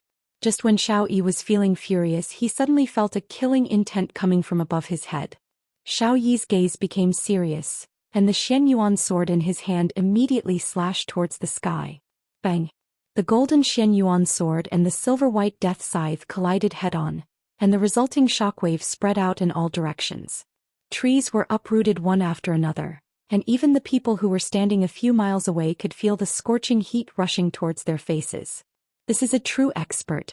On the battlefield, Death Mage looked at his scythe, and a crack actually appeared on it after being slashed by Xiao Yi's weapon.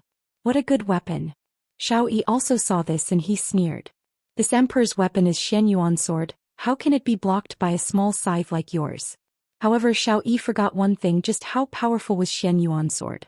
It was only able to cause a crack on Xiao Yi's weapon, and that was enough to prove that Xiao Yi's weapon was not ordinary. Of course, Xiao Yi would be immensely pleased with himself. After all, he had subconsciously placed Xiao Yi on the same level as him, and when he was able to cause damage to Xiao Yi, he would definitely feel extremely pleased.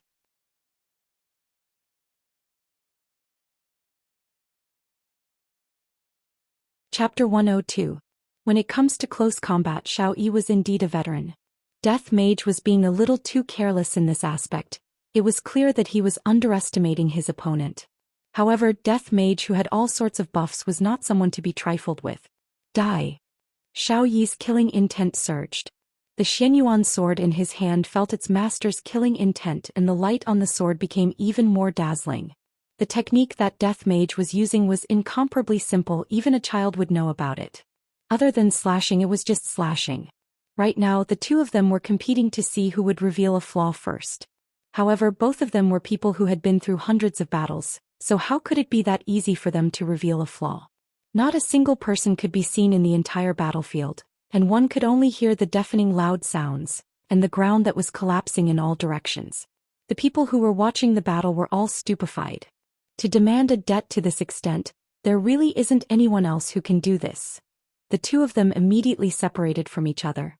The scythe in Death Mage's hand was already severely damaged, and the blade of the scythe was uneven. Furthermore, a few of Death Mage's ribs had been broken, and his situation was not very good. Furthermore, Death Mage seemed to have exhausted a bit of his strength. However, Xiaoyi was not in a good state either. His golden robe had already been torn into pieces, and the mystic tortoise strange armor that he was wearing was filled with cracks, just like a spider web. Without the defense of the mystic tortoise strange armor, how would Xiaoyi be able to withstand Death Mage's crazy attacks? Furthermore, Xiaoyi's current situation was more or less the same as Death Mage's. After a long period of consumption, Xiaoyi was starting to show signs of fatigue. The amount of spiritual qi in his body was also running out. He quietly took out a pill and stuffed it into his mouth. Xiaoyi felt his spiritual energy slowly recovering, but it was useless. He had to finish the battle quickly. Ha! Xiaoyi shouted, and the Xianyuan sword in his hand shone brightly again. Xianyuan art, furious slash. Xiaoyi's eyes immediately turned golden, and his entire body leapt up high into the air. The sword that he was holding with one hand became a two-handed sword, and the powerful pressure that he emitted caused the ground that Death Mage was standing on to collapse. This time Xiaoyi didn't attack Death Mage but the weapon in Death Mage's hand.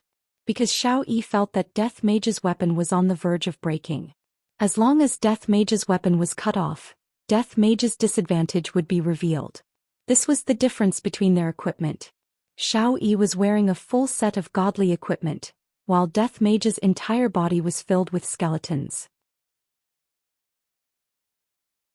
If it wasn't for the fact that Xiaoyi was buffed with magic, Death Mage would have long been chopped into pieces by the Xianyuan sword. However, Death Mage also knew that he did not have much mana left, and his mood was exceptionally terrible. This damned human actually made me so miserable. Boom. The two weapons clashed against each other again, and just like what Xiaoyi had expected, Death Mage's weapon was instantly cut into two. The silver-white light disappeared, and Death Mage's weapon returned to its original black color. When Death Mage saw that his scythe was cut into two by a human, he immediately let out a roar that would make people tremble with fear. Black fog began to emit out from Death Mage's entire body. Death Mage had already lost his rationality. If Master were to find out that he still ended up like this after dealing with a human, where would his face be? Where would his honor's face be? Damned humans, go to hell. Use your blood to wash away your shame. A huge amount of magic power burst out from Death Mage's body, and the people who were a few kilometers away immediately felt as if a small mountain was pressing down on their bodies. Without caring about anything else, they immediately activated their movement techniques and immediately ran for their lives. However, when they were running for their lives, every single one of them coughed out a few mouthfuls of blood. And Xiaoyi, who was the closest to Death Mage, was able to sense the craziness of Death Mage even more clearly. His gaze was filled with shock and fear. I never thought that Death Mage would be this abnormal. If Death Mage had used his full strength from the start, I might not have been able to defend against him. But no. Xiaoyi quickly stuffed a few pills into its mouth. Right now he could only fight with his life on the line. If it didn't die, then he would die. Xianyuan art, blood sacrifice. This was the move that Xiaoyi did not want to use the most. It was a move that would cause him to lose 3,000 of his life force. Although he could instantly increase his strength, the side effect was that his lifespan and cultivation would decrease. If he were to use this move, he might not even be able to defeat Tang Wushuang. However, he had no choice but to use it. Xiaoyi grabbed onto the Xianyuan sword with his left hand, and fresh blood immediately gushed out from the Xianyuan sword. The Xianyuan sword was like a gluttonous child as it continuously sucked the blood out of the Xianyuan sword. Xiaoyi's complexion quickly turned pale.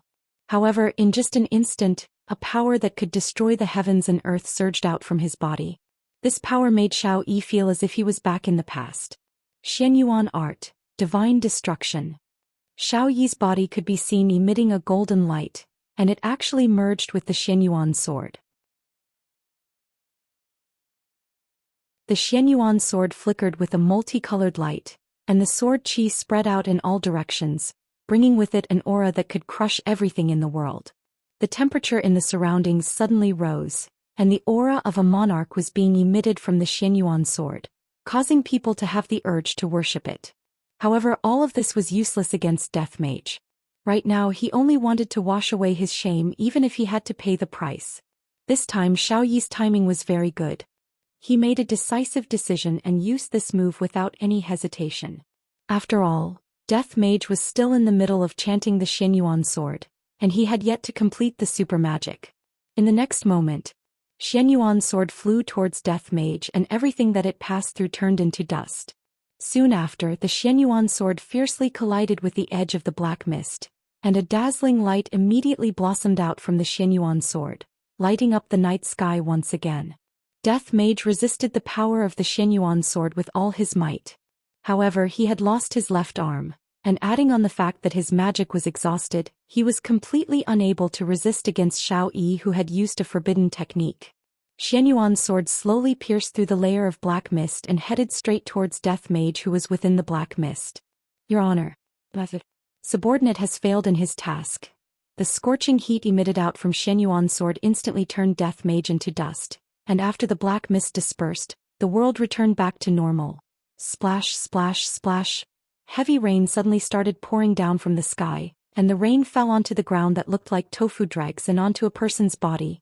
The black tortoise bizarre armor that Xiao Yi was wearing was already completely broken apart, and only the shoulder guard was left. Right now Xiao Yi was supporting himself with Xianyuan's sword, and blood was flowing out from his mouth non-stop. I didn't expect that layer of black mist to be so powerful, to be able to heavily injure me once again, making my situation even worse. Luckily, I managed to kill the black mist without any mishaps. Just that, the injuries that Xiao Yi received will probably take at least 10 years to recover. Cough, cough, cough. Xiao Yi let out a violent cough, and with every cough, blood would spurt out from his mouth. Xiao Yi's entire body was pale and powerless, just like a corpse. Although he managed to kill Death Mage, he wasn't any better off. Even his strongest defense, the Mystic Tortoise Bizarre Armor, was shattered, and not to mention the side effects of the forbidden technique. Xiao Yi paid a painful price in exchange for victory. Congratulations to Xiao family head for defeating a strong enemy. We admire you greatly. Congratulations to Xiao family head. We admire you greatly. Xiao family head's heroic bearing is extraordinary. We admire you wholeheartedly. A few figures landed beside Xiao Yi, and Xiao Yi had no choice but to prop his body up and pretend to be very relaxed. Furthermore, he even had to carry a smile on his face. However, this smile of his caused the injuries within his body to worsen, causing him to be unable to vomit blood out. Right now, I am very weak. If they want to attack me, I don't even have the strength to fight back at all. Furthermore, who doesn't want to possess a treasure like Xianyuan's sword? To be able to kill such a strong enemy is more than enough to prove everything. Xiao Yi straightened his back and coldly swept his gaze across everyone. The latter couldn't help but take a step back. I didn't expect that this Xiao Yi still has strength.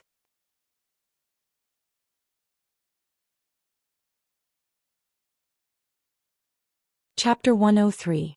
Enduring the dizziness, Xiao Yi left the scene. Everyone let out a sigh of relief.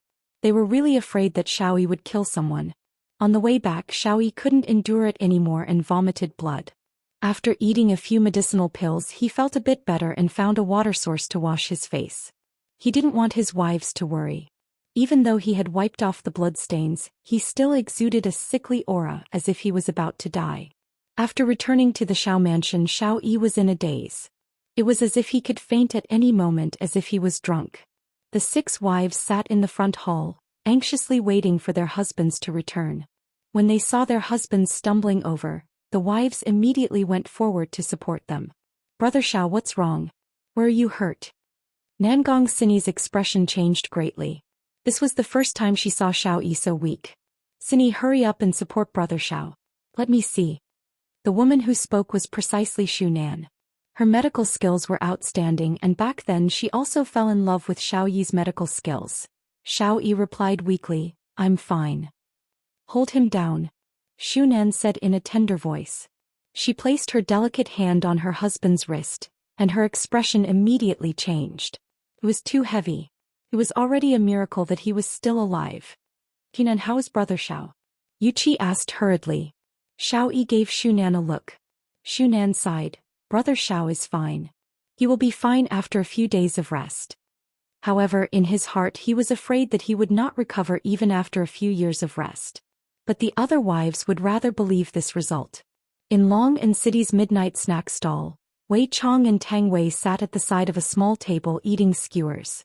Tang Wei told Wei Chong about the interesting things that happened when she was young, and Wei Chong listened attentively and drank a mouthful of beer from time to time. Silly. Wei Chong frowned. Uncle Wei, do you feel uncomfortable? Wei Chong smiled. Maybe I drank too much cold beer. I'm going to the toilet. Uncle Wei, I told you not to drink too much ice. Let me help you over. Xiaotang, your Uncle Wei, am not that weak. Just sit here and wait for me. Wei Chong pressed Tang Wei down, and the moment he turned around his face was extremely black. Death Mage actually died. How was this possible?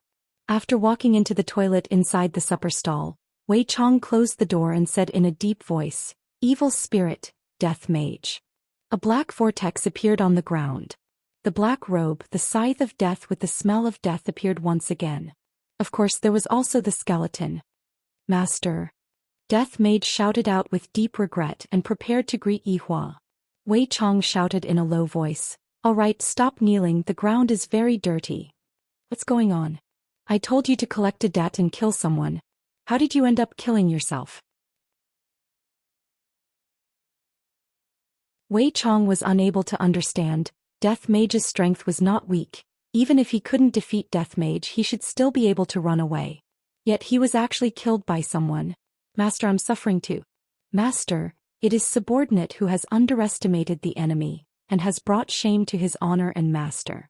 Let subordinate complete this mission, and then use my death to atone for my sins. To be honest, Death Mage didn't want to be summoned by his master again. It was too shameful. This was what it meant to be reckless. He lost completely because of his recklessness. Wei Chang's mood wasn't very good either. If his honor were to know that there was such a process in the mission this time around, I wonder what kind of rage his honor would have. Wei Chong seemed to have already heard his honor's curses. Enough, I don't want to listen to your explanation. You better keep this matter to yourself. If this matter were to be spread out, the first person that I will kill is you. Who would dare to talk about such a shameful matter to others? Just how shameful would that be? Master, be at ease, subordinate will keep my mouth shut. Wei Chong paused for a moment, then asked while wrinkling his brows, "Is that Xiao Yi really that powerful? Even you are not his match?" Master, that Xiao Yi is indeed not bad. He is the strongest human that subordinate has ever seen. However, subordinate did not lose to him, rather subordinate lost to him. Death Mage said embarrassedly. This is all because Master's requirements are too high. I can't kill Xiao Yi, I can only cripple Xiao Yi. Controlling Xiao Yi is very difficult. Wei Chong couldn't help but slap onto Death Mage's skull. Who did you learn this kind of conduct from? I will give you one last chance. If you are still unable to complete this mission, then you will have to stay in purgatory forever. I will obey Master's command. Death Mage held back a stomach full of anger. This damned human actually caused me to be reprimanded by Master. If it wasn't for Master only ordering me to kill one person, I would have definitely slaughtered all of them. Go. Seeing that subordinate had disappeared, Wei Chong rubbed onto the bridge of his nose. In the end, didn't his honor still lose because of being reckless? Sigh, which of the 7 sins isn't reckless?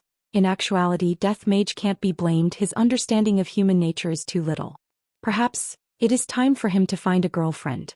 Death Mage expressed that I am not interested in women, I am only interested in balls. Knock knock knock. Uncle Wei, is your diarrhea very bad? I bought medicine for you just now. Tang Wei knocked on the door and shouted out tenderly. Hearing Tang Wei's voice, Wei Chong, who had a bad temper, gradually relaxed. Opening the door, Wei Chong smiled and said, "Xiao Tang, I am fine now." Uncle Wei, why does your complexion look so bad? Let me bring you to the hospital. Tang Wei touched onto Wei Chang's cheek and said with concern. Wei Chong held onto Tang Wei's small hand. There is no need to go to the hospital, I will send you back first. Are you really fine? Tang Wei was still very worried. Wei Chong pinched onto Tang Wei's nose. I am fine. When Death Mage arrived at the scene of the accident, once again he discovered that the damned human had disappeared, and his phone was destroyed as well. Death Mage was simply about to go crazy. That is an Apple X that I bought while enduring the pain in my heart. Not only does this damned human want to pay me back 50 billion and a human life, he also wants to pay me back my apple axe. After finished speaking, Death Mage disappeared from where he was and arrived at the entrance of Xiao residence. The two security guards were stupefied. At the front hall, Shunan was currently helping Xiao Yi bandage up his external injuries. Xiao Yi's internal injuries could only be slowly nursed back to health. Cinny, I will be going into closed-door training soon, and I won't be able to accompany you and Yun to register for the tournament tomorrow. Xiao Yi said gravely. After going through this battle, Xiao family will definitely reach new heights. However, I have to recover my strength as soon as possible. Nangong Cinny said concernedly, Brother Xiao, you can go into closed-door training with a peace of mind. I will take care of the matters at home. And with you two here I can be at ease. Xiao Yi stretched out his hand and touched onto his beloved wife's cheek, and doting could be seen within his gaze. Meanwhile, Nangong Cinny was enjoying her husband's caress very much. GGG. Immediately a strange sound transmitted into the front hall. The tender expression on Xiao Yi's face froze, and the 6 wives turned their heads and looked towards the entrance.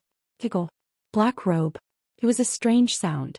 Death Mage walked towards the front hall step by step, and stopped when he was 5 meters away from the front hall. The atmosphere in the front hall immediately froze. Xiao Yi looked at Death Mage who was walking towards him foolishly, and his mind was in a daze. Didn't I turn Death Mage into powder? How long has it been since then? Why did Death Mage come out again? Or could it be that Death Mage has a brother? GGG, Imperial Translation, Are you surprised? Are you surprised? Xiao Yi couldn't be any more familiar with this kind of sound. Why did Death Mage come back to life? Why is it like this? In order to kill Death Mage I paid a painful price. Why did Death Mage come back to life in an instant? No, this isn't fair. The heavens aren't fair.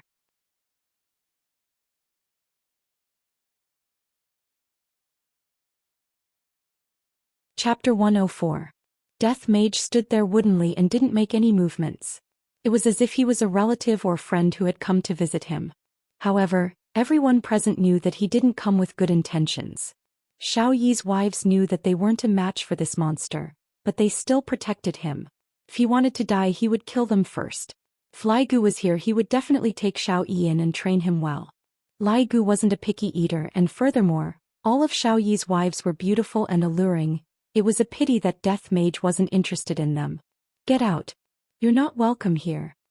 Yuqi didn't know where she got her courage from but she shouted in a deep voice. Xiao Yi propped himself up from the chair. He was afraid that he would be doomed tonight. Let them out. Your opponent is me.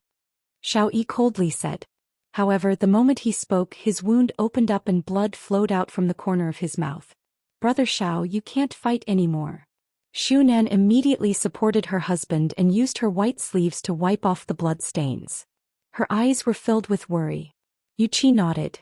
Brother Xiao, although we don't know much about martial arts, we can still fight with this monster. Xiao Yi gasped for breath. Now wasn't the time to be a hero. He had to run as fast as he could. Why are you so disobedient? Let's go. Xiao Yi cried out in pain. He didn't know that he would have such a day. In the past it was always him who made others suffer but now it was his turn. Was this heaven's retribution for him? Nangong Cinny supported her husband and said softly, Brother Xiao, even if we die we will die together. Yes. That's right. The eyes of the 6 women were firm. They did not wish to be born on the same day but they wished to die on the same day. Why are you doing this, Cinny? Take good care of Yun. Yuqi, be a good girl and give birth to your daughter. Xiao Yi's tone was almost pleading. However, the girls had already made up their minds. If they were to die they would die together. Do you want me to kneel down and beg you? Xiao Yi roared angrily and immediately spat out a mouthful of blood. Yuqi's white pajamas were instantly dyed red. Brother Xiao, Brother Xiao. Right when the two of them were reluctant to part with each other, Death Mage finally moved. Stretching out his hand, Death Mage pointed towards the phone that was on the table. Everyone was shocked. Xiao Yi said in a deep voice, Give it the phone. Nangong Cinny picked up the phone and passed it to Death Mage. When Death Mage held onto the phone he discovered that it was not unlocked so he gestured to Nangong Cinny. This handphone belonged to Shunan. Looking at the skeleton in front of her, she did not feel any fear in her heart. She picked up the handphone from the skeleton's hand and scanned her own face, then heavily threw the handphone onto Death Mage's hand. GGG. Imperial translation. He has character. He reached out his hand and tapped on the screen of his phone and the screen lit up. It was still scrolling. It was still the same word. Pay back the money. Everyone was startled. I had originally thought that the other party was here to take revenge, but I didn't expect that the other party was still here to return the money. Why is he so stubborn? Xiao Yi heaved a sigh of relief. If it was just money then it was fine. Sini, prepare the money. Xiao Yi said weakly. Nangong Sini frowned. We don't have that much cash. Even if we want to raise money, it's not something that can be done in a short while. Then we'll use real estate to pay for it, Xiao Yi said. Although it was not worth it, it was the only hope to save his family. Nangong Sini nodded her head. Suddenly she felt that Wang Debao was too much of a mechanism. A few days ago I was still laughing at him for being stupid, but I didn't expect that he was actually a smart person. Regret, I blame myself for randomly coming up with this idea. Wait a moment, I'll go and write the transfer letter. Nangong Sini said coldly. Death Mage actually nodded his head, causing everyone to let out a sigh of relief. As long as the problem could be solved with money, then it wouldn't be a problem. Suddenly, Death Mage saw a television that was placed at the side. Under everyone's astonished gaze, Death Mage walked over, turned on the television and selected CCTV 5. However, the match had just ended and when Death Mage saw the score on the television his entire person felt bad. Forget about being killed once, I even lost the ball. I even lost all of my belongings. I can't tolerate this anymore, I'm going to castrate those useless humans, they can't even win against South Korea. Xiao Yi was feeling very bad right now. From the start until now, the other party had already watched the World Cup 4 times, and 2 of those times were even during the World Cup. Why is it so attached to the World Cup? Why did I lose to such a strange opponent? Why? My illustrious reputation has been ruined tonight. Bang. Death Mage smashed the coffee table with a punch, giving everyone a fright. Death Mage thought that the other party was going to flip out, but who knew that he would walk back and forth, point at the television and let out that horrifying voice, seemingly as if he was cursing at the television. After cursing at the television, Death Mage decided that he was going to get back his money. Those money that they had was illegal, I have the right to get it back. After I finish this matter I will go and get back my debt. In any case I had gambled 1,000 RMB and that was all of my belongings. Recently Master has been giving me very little work and I am not able to earn much money. I am even almost unable to pay the electricity bill. And this time I am also unable to draw any water from the 50 billion that I stepped on. That is his honor's money, just thinking about it makes me scared. Death Mage turned his head around and took a look at the beauties. The things that are on their necks, fingers and wrists, those things seem to be quite valuable. Xiao Yi's wives naturally noticed Death Mage's gaze. Although Death Mage doesn't have any eyeballs, they were still able to feel that Death Mage was looking at their bodies. This shameless skeleton. Death Mage hugged onto his scythe and walked here and there. Sometimes he would even walk to the side of the 6 women and look at their progress. Death Mage was acting just like a loafer. Xiao Yi found it hard to believe that he would lose to an opponent like this.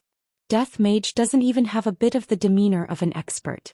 In any case, I have killed you once, but you don't even look at me, you are simply a bastard. Did your hatred get eaten by dogs? About half an hour later, Nangong Sini finished drafting the transfer documents, and even stamped her official seal and signature on the documents. Nangong Sini handed over the documents and said coldly, the market value of these 3 companies is more than 50 billion. Only more, no less. Death Mage didn't even look at the documents and kept them into his bosom, then pointed at the beauties. The 6 beauties couldn't help but take a step back. Xiao Yi even slammed the table and stood up, but very quickly he vomited out a mouthful of blood and sat back down. Right now Death Mage just wanted to say, the thoughts of you humans are too dirty. After Death Mage signaled to the women finally understood. This skeleton wants jewelry. However, these jewelry were all given to them by Xiao Yi. Although they were a bit reluctant to part with these jewelry, but no matter how reluctant they were, they still had to hand over the jewelry. Death Mage happily kept the jewelry, then picked up his phone and tapped on it again. He was preparing to do one last thing. Death Mage took out his phone. Collect interest. Xiao Yi and the others cursed at Death Mage for being shameless. These three companies are all worth more than 50 billion, and yet, Death Mage still wants to collect interest. However, when Xiao Yi saw the last few words on the phone, his heart sunk. One life. Death Mage seemed to have forgotten something as he typed out another message.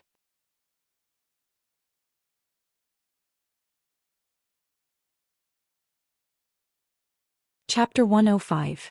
Death Mage recalled his master's instructions. It seems to be like this if I didn't remember wrongly. Xiao Yi's entire body was shaking. This was going too far. He actually wanted him to kill the person he loved the most. Otherwise all of them would die. Xiao Yi opened his bloodshot eyes wide and suddenly shouted, "Bastard! I'll fight it out with you. Even if I die, I'll drag you down with me. Brother Xiao, don't move anymore, you will die if you continue like this." Shunan knew that her husband's injuries must have worsened again. "Don't pull me, I want to perish together with it." Xiao Yi rolled and crawled over to Death Mage's side, then grabbed onto Death Mage's bones and shouted angrily. Death Mage remained indifferent as he waited for them to make their choice. "It has been a long time since I have heard such words from Death Mage and I am feeling a bit nostalgic."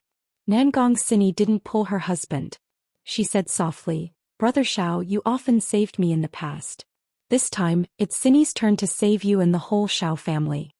Xiao Yi turned his head in a daze and looked at his wife's gentle smile. Bits and pieces of their past flashed through his mind like a movie. No, Sini, you can't do this." Xiao Yi couldn't even stand up and crawled to his wife. Nangong Sini squatted down and combed her husband's hair. She gently wiped the blood from the corner of her husband's mouth. "Brother Xiao, to be able to know you, Sini has never regretted in this life. Although you were very annoying at the beginning, I still like you. After I leave, you have to take good care of Yun Air, understand?" Xiao Yi stretched out his trembling hand and caressed his wife's cheek. "Don't, we still have a long way to go, you cannot be without a mother." "Brother Xiao, Sister Sini, let me do it." Shunan took a deep breath and said in a deep voice. Yuqi couldn't stop crying. "Let me do it. Yuqi, you have a child. Let me do it. Let me do it, Brother Xiao." Nangong Sini's eyebrows furrowed as she lightly shouted, "All of you shut up. Your mission in the future is to take good care of Brother Xiao. This was all my idea. If I had asked Brother Xiao to return the money, this wouldn't have happened. I should be the one to bear the consequences." Death Mage seemed to have become impatient from waiting. "Hurry up and kill one of them so that I can go and collect the debt from the others." Imperial translator, hurry up. Nangong Sini could tell that he was telling them to hurry up. She said softly, "Brother Xiao, let me do something for the Xiao family. Otherwise Yun'er will not be safe. Where there's life, there's hope. Don't look down on women." Nangong Sini was asking her husband to endure and wait for him to rise again. "Brother Xiao, Sini won't be able to take care of you in the future. You have to take good care of yourself and Yun'er. He's our only son." Nangong Sini, who had always been strong, couldn't help but burst into tears when she thought of her son. As an immortal emperor, Xiao Yi had never cried before. But now his face was full of tears and helplessness. "Sini, let me kill you. How could I do it?" Xiao Yi cried out in pain. Blood flowed out from the corner of his mouth and his eyes were bloodshot. Nangong Sini immediately stood up, picked up the Xianyuan sword at the side, and then placed it in her husband's hand. "Brother Xiao, since things have come to this, do you want to see us all die? Do you want to see Yun'er die? Do you want to see the child in Yuqi's belly die? Since when did you become so indecisive?" Xiao Yi had never felt that the Xianyuan sword was so heavy. He looked at his wife and said, "I can't do it, I really can't do it." Just when the Xiao family was reluctant to part with the Xianyuan sword, a black whirlpool appeared in the hall. A figure walked out from the whirlpool and his entire body was wrapped in black mist. The Xiao family was all stupefied. "Who is this?" However, in the next second they were even more shocked. Death Mage retreated a few steps and knelt on the ground. With both of his hands on the ground, he respectfully shouted, "Master." That's right, the person who came was Wei Chong. He had just sent Tang Wei home and realized that his subordinates were not done with their business. Did something happen again? Thus he specially came over to take a look. Xiao Yi only felt that the world was spinning. This skeleton was already very powerful and it actually made the black mist so respectful. Then what realm was this black mist at? Xiao Yi had never felt that he was so insignificant before. He felt that this black mist could kill him with a single finger. Just who are they? It's impossible that they are the people that man called over. How could this kind of expert be controlled by others? Wei Chong nodded. Death Mage stood up and took out his phone to type something. Then he showed his phone. We pay our respects to Master. Everyone from the Xiao family had their own dignity, but Death Mage had already released his might, causing everyone to kneel on the ground. Wei Chong looked at the person in front of him coldly. To actually dare to refuse to pay me back, you truly deserve to die. After taking over the document that Death Mage passed over, Wei Chong took a look at the document and kept it. Then he said faintly, "Hurry up." Death Mage replied respectfully. And Wei Chong took another look at the document, then stepped into the black whirlpool and disappeared. Death Mage typed another word. Last minute. All of the women felt that they had provoked an extremely powerful person this time around. This was a feeling that they had never felt before. In the past they felt that they still had the ability to fight back, but the person who just appeared did not even have the thought of fighting back. How could Xiao Yi not have the same feeling? That person just now was completely capable of killing all of us, so why did he want me to kill my beloved woman? Could it be that you all aren't afraid of me taking revenge? What Wei Chong was least afraid of was taking revenge. If the person behind me comes, you will slowly kill the woman beside me. Brother Xiao, don't take revenge for me, live on properly, we cannot afford to provoke them. Nangong Sini gave the most rational suggestion to Xiao Yi. The other party is like a titan and we are just ants. It is already a kind of leniency for them to not kill all of us. Only until death did Nangong Sini realize this point. Just how lucky is it to only kill one person? Without waiting for Xiao Yi to react, Nangong Sini grabbed onto Xian Yuan's sword that was in her husband's hand and fiercely pulled. This was the sound of a sharp object piercing into flesh. Xian Yuan's sword pierced through Nangong Sini's abdomen, and the tip of the sword that was dripping with blood appeared on Nangong Sini's back. Sini! Xiao Yi roared out as he looked at his own hand in disbelief. I killed my beloved. No. Xiao Yi hugged onto his wife and roared towards the sky, and tears of blood flowed out from the corner of his eyes. Nangong Sini, who was lying in her husband's embrace, revealed out a trace of a smile and said weakly, Brother Xiao, your embrace is still so warm. After finished speaking, Nangong Sini slowly closed her beautiful eyes, and Death Mage disappeared from Xiao residence as well. Death Mage was preparing to collect his debt. Xiao residence's main hall was filled with a sorrowful atmosphere. Xiao Yi sat on the ground and foolishly hugged onto his wife's corpse. Both of his eyes were already unfocused, and he looked as if he had become demented.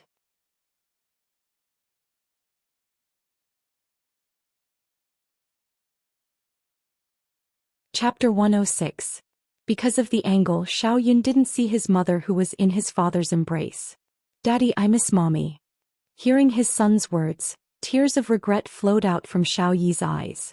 Shunan immediately carried Xiao Yun and pretended that nothing happened, then said with a smile, Yun, mommy went out tonight to earn money for Yun. Xiao Yun pouted his small mouth. Mommy also said that I will accompany Yun to sign up for the children's soccer team tomorrow. Yun, be good, I will accompany you to sign up for the soccer team, okay? Daddy is very tired today and I need to rest tomorrow. Shunan comforted Nangong Sini's only son, but every word that she said made her heart ache. Yunner is very good. When mommy comes back, let mommy watch Yunner's match. Mommy will definitely watch Yunner's match and I will also cheer for Yunner. The corner of the little fellow's mouth raised up. Mommy will definitely be proud of Yunner. When Shunan carried Xiao Yun and left, mournful cries rang out in the living room. Xiao Yi carried his beloved wife's corpse and looked at the pitch-black sky outside. After a long while, Xiao Yi said gravely, Sini's death will not be announced to the public, I will find a way to save her. As for the hatred of killing my wife, absolutely irreconcilable. If I admit defeat so easily, then I wouldn't be an immortal emperor. Xiao Yi swore that when I recover to my peak strength, I will settle all the old and new grudges together. As for why he concealed the news of Xiao Yi's death, Xiao Yi didn't want anyone to know that someone killed his beloved wife, and that he was powerless to do anything about it. If Wei Chong knew what Xiao Yi was thinking right now, he would definitely use his honor's words. A salted fish will always be a salted fish. Even if it turns over, it will still be a salted fish. Xiao family was destined to have a tragedy tonight. However, in the eyes of Wei Chong and the others, this kind of ending was extremely fortunate. If it was in the past, Xiao family would have already been exterminated. As for keeping Xiao Yi alive, it wasn't that Yihua didn't think about it. After all, life is as dull as water, and it is still possible to occasionally have some fun. I just hope that Xiao Yi will work hard and not let me down. However, as a supreme overlord, Yihua was currently facing a headache. Qingyu was actually lying on his chest and talking in her sleep. Yihua, I'm going to spank your butt, you high and mighty fellow. Qingyu hugged onto Yihua's body like a koala bear while clamoring. From time to time, Qingyu would punch onto Yihua's body. Although the punches were very light, it was enough to wake Yihua up. This foolish woman, she actually dares to say such unrealistic words. How can my butt be something that you can hit? Even when I am sleeping, you are still so restless. God knows where the blanket has been moved to. Yihua let out a sigh, then lowered the temperature of the air conditioner by a bit, then covered that alluring and lovely body of hers. After that, he stood up and walked into his office, lit up a cigarette and looked at the full moon. Your Honor. Not knowing when, Wei Chong appeared behind Yihua and was respectfully kneeling on the ground. Wei Chong took out the document bag and said, Your Honor, the matter has been settled. Yihua silently took a puff of the cigarette, then puffed out a lump of smoke. At first glance, the smoke actually formed a skull, but very quickly the skull dissipated. Compared to money, what Yihua cared more about was whether the mysterious person was dead or not. Who did she kill? Xiao Yi's true love, Nangong Sini. Yihua thought back to the woman who was at the banquet that night, and he didn't have any good impression of her. If Your Honor is not satisfied, subordinate can go and kill a few more of them. Wei Chong said coldly. I feel that Your Honor doesn't seem to be satisfied. No need, don't forget our identity, we are law-abiding people. Your Honor is wise, subordinate is truly enlightened. Yihua flicked the cigarette ash. Oh right, how is Long Out Yen's side?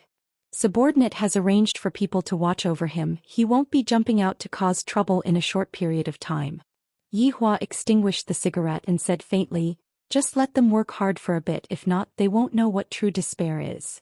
Wei Chang's eyes shone. His honor has really changed. In the past, his honor would always push his way forward, but now he knows how to strategize. Your honor's good fortune is as boundless as the heavens. Subordinate is far inferior to you. Yihua patted onto Wei Chang's shoulder. Heavens? Hee, go back and sleep early, don't let your little girlfriend wait for too long. Wei Chang didn't explain. As an overlord's subordinate, even I don't know how to open my mouth, so I asked Lai Gu. And Lai Gu's answer was very straightforward. If you take off your pants, then do it. Could it be that you are going to wear your pants and do it? Wei Chang couldn't be as straightforward as Lai Gu. Xiao Tang is a good girl, how can she be compared to those celebrities? Originally, I had that thought tonight and I had even prepared the condoms, but in the end, didn't an accident occur? Forget it, I feel so vexed, I should just ask His Honor to give me an idea. Lai Gu is too unreliable. Your Honor, subordinate has a question. I hope that Your Honor can enlighten subordinate. Yihua, who was preparing to return, turned around and asked curiously, what is it? Wei Chang stammered, feeling a little embarrassed. Looking at Wei Chang's expression, Yihua became even more curious. This kind of expression doesn't seem to be something that should appear on Wei Chang's face. Speak. Wei Chang threw caution to the wind and asked, Your Honor, I want to do that with Xiao Tang, how can I do that? How can I make Xiao Tang agree to do that with subordinate? That. Yihua was a bit stupefied. That is mating. Luckily, the lights were switched off, if not, Yihua would be able to see Wei Chang's red face. Yihua thought that it was something important, but it turns out that it is mating. However, how can Wei Chang use such a word to describe it? But thinking about it, Wei Chang's true body was originally a monster. Yihua paused for a moment.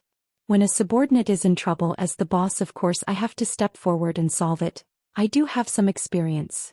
Wei Chang was overjoyed. I hope that Your Honor can guide me. Just push him down directly. I didn't expect that his honor would be the same as Lai Gu, simple and crude. The idol dramas that I watched aren't like that, they are very bashful. Subordinate understands. Wei Chong could only accept it humbly. In this aspect you have to learn more from Lai Gu. Yi Hua said faintly, then walked out of the office, leaving behind Wei Chong, who was in a daze. Seems like his honor is also unable to solve my problem. Perhaps I can only seek help from the madam. This is so annoying. Lying back on the bed, Xianxia, who was beside Yi Hua, asked in a low voice, "You went to smoke again?" Xianxia changed her posture and hugged onto Yi Hua, then asked faintly, "What do you want to eat tomorrow morning?" "Zilong bao." "N." Yi Hua moved slightly and hugged onto Xianxia's shoulder. "Right now I have already come to a conclusion. This woman will only be obedient on the bed as long as she gets off the bed. It seems like she will change into another person." Thinking about it, Yi Hua once again fell asleep. Not knowing how long had passed, the sound of splashing water rang out beside Yi Hua's ears. It actually started raining heavily early in the morning. Yi Hua's right hand moved and his brows wrinkled. "Where is she?" Immediately Yi Hua opened his eyes and the woman beside him actually disappeared. This caused Yi Hua's heart to sink. The bedroom door was suddenly pushed open. Why is it raining while buying breakfast?" Xianxia pouted her small mouth and complained. Xianxia's beautiful hair could be seen dripping wet, her shoulders were completely drenched, her beautiful face was filled with water droplets, and her delicate hands were carrying Zilong bao and kelp soup that was already packed. Perhaps because she was jogging, a lot of soup had spilled out.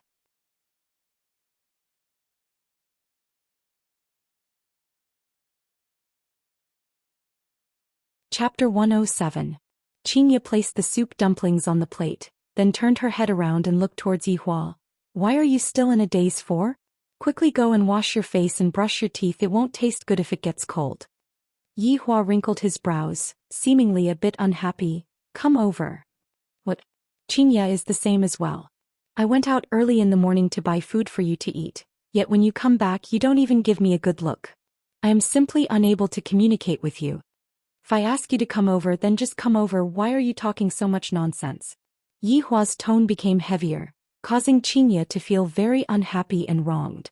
However, he wanted to see what this bastard was going to do. If he took an inch, he would definitely run away from home this time. With a face filled with coldness, Xianxia sat beside Yi Hua, and when Yi Hua saw Xianxia's wet appearance, he wished that he could slap this foolish woman awake. Doesn't she know how to take shelter from the rain? Yi Hua stretched out his hand and placed it on Xianxia's back. A gentle radiance appeared on Yi Hua's palm, and Xianxia's beautiful hair and clothes were gradually dried. "Don't you know to bring an umbrella when you go out? Why are you so stupid?" Yi Hua lectured. Originally, Xianxia thought that Yi Hua would fly into a rage and didn't expect that it would be like this. Feeling the warmth coming from Yi Hua's back, Xianxia's heart felt like it was about to melt. "This fellow is just too concerned about my face." Xianxia snorted. "Isn't it all for the sake of letting you eat something hot?" Looking at Xianxia's slightly arrogant appearance, Yi Hua suddenly had the urge to push her down, just like how he dealt with her that night. However, Yi Hua endured this urge. The words that the Supreme Overlord had said are like water that was spilled out. It is absolutely impossible for me to make irresponsible remarks. Not long later, Xianxia's clothes dried up. Yi Hua stood up and said faintly, "Let's go out and eat breakfast together tomorrow."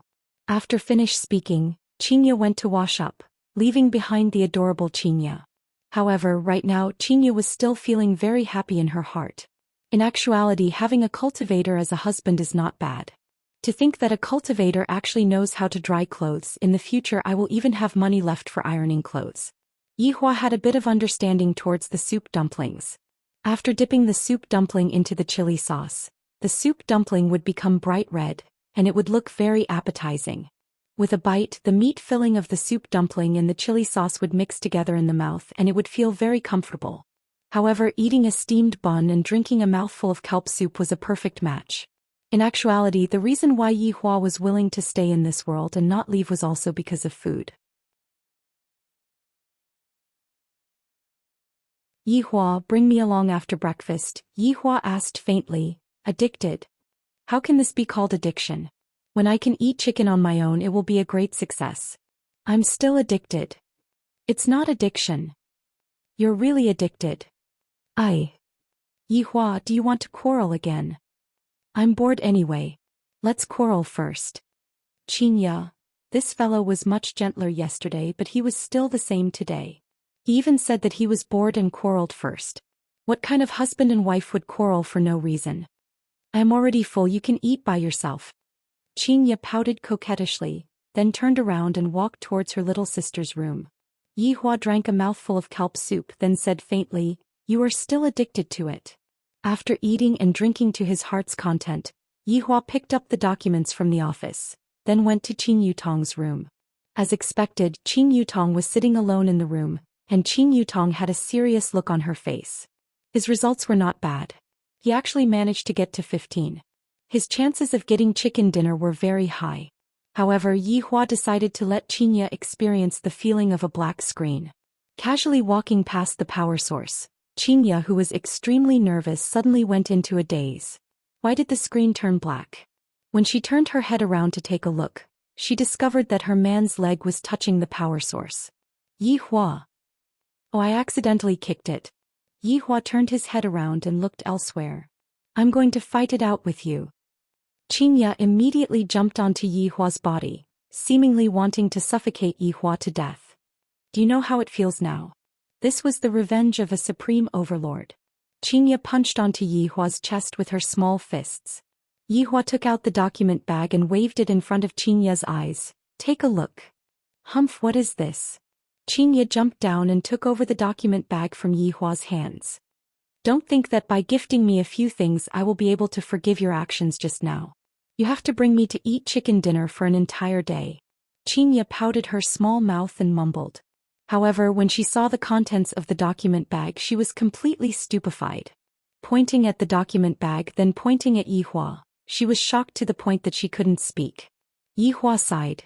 Just this little thing and she is already shocked to this extent. After a while, Xianxia calmed down. Yihua, Xiao family returned the money to us, is this true? Could it be that this is fake? That's not right, they won't return the money to us. They aren't prepared to return the money to us, so I asked someone to go and check the accounts. Fortunately, they are tactful and returned the money to me. Yihua sat beside Qin Yutong's bed and said with a lukewarm tone, but there was a suspicion of him bragging, which was commonly known as acting cool.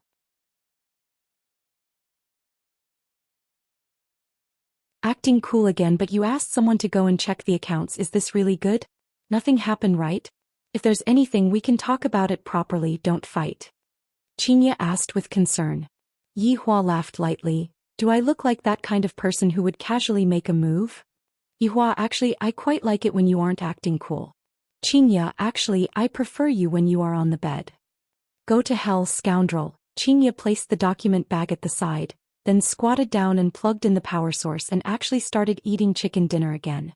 This made Yihua feel that it was strange. Doesn't this woman view money as her life?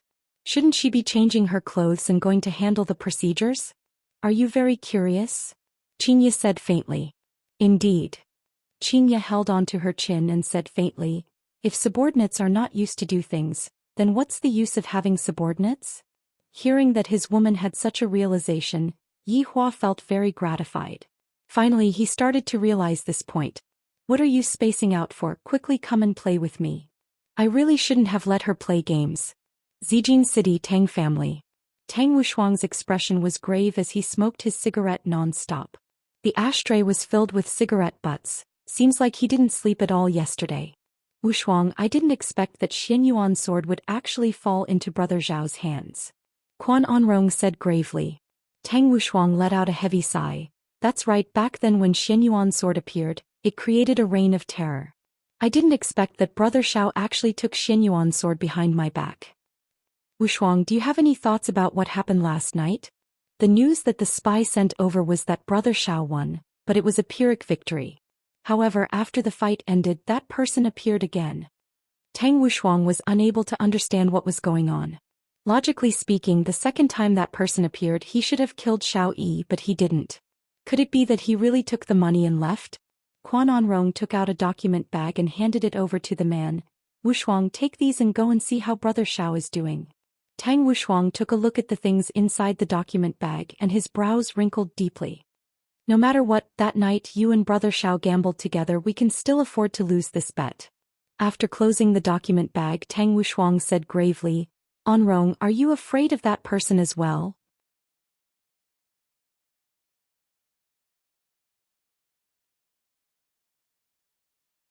Chapter 108.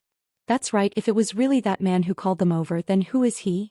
Quan Onrong suggested, Wushuang, you can find someone to test him out. And Rong, other people will be more curious about that man's identity, we should not stand out. Tang Wushuang was not an idiot, even Xiao Yi suffered a loss, I have to be cautious. Hubby is still the smart one, quickly go and take a bath, then go and see how Brother Xiao is doing. All right. Tang Wushuang let out a breath. Brother Xiao did not die yesterday, Zijin City is going to be quiet again, and a lot of people are going to be disappointed. Why didn't the other party kill Xiao Yi? I really don't understand. Right now, inside Bai family's castle, Wang Debao and Bai Cixin had just finished their morning exercise. Wang Debao had a comfortable expression as he hugged onto the woman that other people were envious of.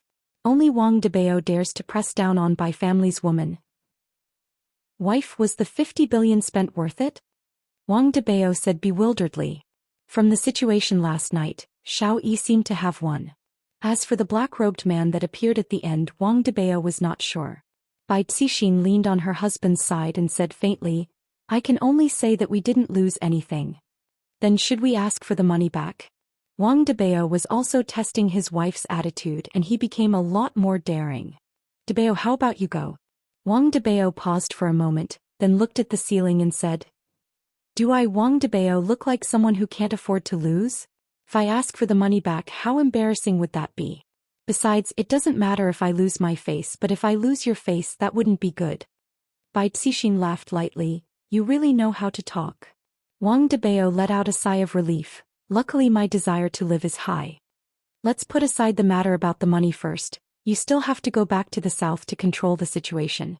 Those rich merchants of Long and City and Yun sect are searching for treasures together, you have to pay more attention to them. Bai Cixin sat up, her sexy body was exposed to the air, causing Wang Debao's eyes to stare straight at her. After putting on her light pajamas, Bai Cixin picked up the secret document on the table and took a look, then frowned. Wife, what's wrong? Bai Cixin put down the documents and walked to the window with graceful steps. She looked into the distance. Debao, go back to the south later. The treasure this time is not simple. You must find it before they do. Wang Debao put on his clothes and his expression became serious. Wife, what kind of treasure is it? Ancient godly item.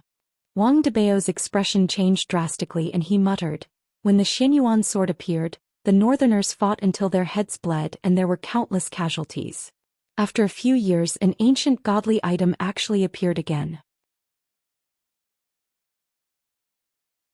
Debao, the Xianyuan sword has been snatched away by Xiao Yi. This time we must obtain the ancient godly item. Bai Cixin heaved a sigh of relief. She turned around and combed her husband's hair. The Bai family seemed powerful, but they were still far from being able to compete with some of the ancient aristocratic families and sections. Other people had been through the baptism of time and their foundations were very strong, whereas Bai family only lacked an ancient godly item, and with that they would be able to stand on equal footing with Xiao family. Surpassing Xiao family would only be a matter of time. Wang Debao hugged his wife's waist. Don't worry, isn't it just an ancient godly item? I will definitely help my wife get it back. Debao, you have to be careful. I can only stand guard here. I can't help you much. Wang Debao laughed heartily and lifted Bai Cixin's chin. Wife, wash up and wait for your husband to come back. You aren't being serious again. Bai Cixin pinched onto her husband's waist. Meanwhile, Wang Debao carried his wife and returned to the bed. Seems like there will be another round of overtime. The news of an ancient godly item appearing in Long and City swept through the whole of Wuxia in an instant. The rich merchants and Yun sect in Long and City were extremely furious. Just which bastard leaked the information? In actuality, the ones who were the most furious were those rich merchants. Originally, they thought that there were only some ordinary treasures inside, and they didn't expect that there were even ancient godly items inside. No wonder Yun sect was so courteous. Only now did they know the real reason: they were too cunning. The whole south started to move and they all rushed towards Long and City. Even if they couldn't obtain it, it was fine for them to have a look. The northerners also started to move and they secretly snuck into the south. After all, the treasure appeared in the south this time, and the sects and families in the north did not have the qualifications to get involved. Just like how the Xianyuan sword appeared back then, the south did not get involved either. However, just last night a lot of people heard about the might of the Xianyuan sword, and it was practically exactly the same as what was said in the legends. However, right now a second ancient godly item appeared. How could the northerners sit still? Without a doubt, Long'an City, which was a second-tier city, was going to be in turmoil. Xianxia, divert the firepower from the side. Xianxia, drive. Xianxia, give me the level 3 helmet. Xianxia, support me. Go and die. Xianxia snorted. Even if I die, I still have to support you. I have to give all the good equipment to you. Yihua took a sideways glance at Xianxia. If I die, who is going to carry you to eat chicken? Have you ever carried me to eat chicken before? Isn't it because you are too noob? At most you can be considered as a level 4 bun. Yihua said indifferently, angering Xianxia half to death. Who are you calling a level 4 bun? Xianxia shouted out gravely. A quarrel was going to happen at any moment. Could it be that there is someone else in this room? I'm going to fight it out with you. Xianxia directly jumped onto Yihua's thigh, and the posture was rather ambiguous. Children, please close your eyes. At this moment the door of the room was suddenly pushed open, and Yihua and Xianxia immediately looked towards the door. Qin Yutong could be seen dragging her luggage and looking at her big sister and brother-in-law with an adorable look. Voodoo, you two are actually doing that in the room of an unmarried girl in broad daylight. You two are too perverted. Qin Yutong's face collapsed and said pitifully, as if she would not be able to get married in the future. Xianxia glared at Yihua fiercely and stood up. Why didn't you two give me a call? Big sister will go and pick you up. I almost blew up your phone calling. I think that you two can't wait for me to not go home. Xianxia touched her pocket and only then did she remember that her phone was still in the bedroom, and Yihua's phone was most probably in the bedroom as well. Yutong, big sister will treat you to a big meal at noon. You want to pacify your little sister's hurt mood with just a meal? Whatever you say, in any case, big sister only has money left right now. Yihua leaned against the window and lit up a cigarette. Xianxia, it is almost noon, hurry up and sell the food. I'll go and get my phone. Qin Yutong was about to kneel down to Yihua. These two are planning to be otakus to death. In the past, big sister wasn't an otakus at all, but I didn't expect that after getting together with brother-in-law, she would instantly become an otakus, and even the company doesn't care about her anymore. If this goes on, I will be more or less the same as brother-in-law, facing bankruptcy. Xianxia found her phone on the table in the bedroom and opened it to take a look. She discovered that there were a lot of missed calls, and among the missed calls were from Yutong and her father. Helpless, she could only call them. Dad, what's going on with Xiao family? Qin Huashuan's questioning voice immediately rang out from the phone. Xianxia replied faintly, I don't know. You still don't know? Do you know how many people are distancing themselves from us? Isn't that even better? You are able to clearly distinguish who is good to you and who is bad to you.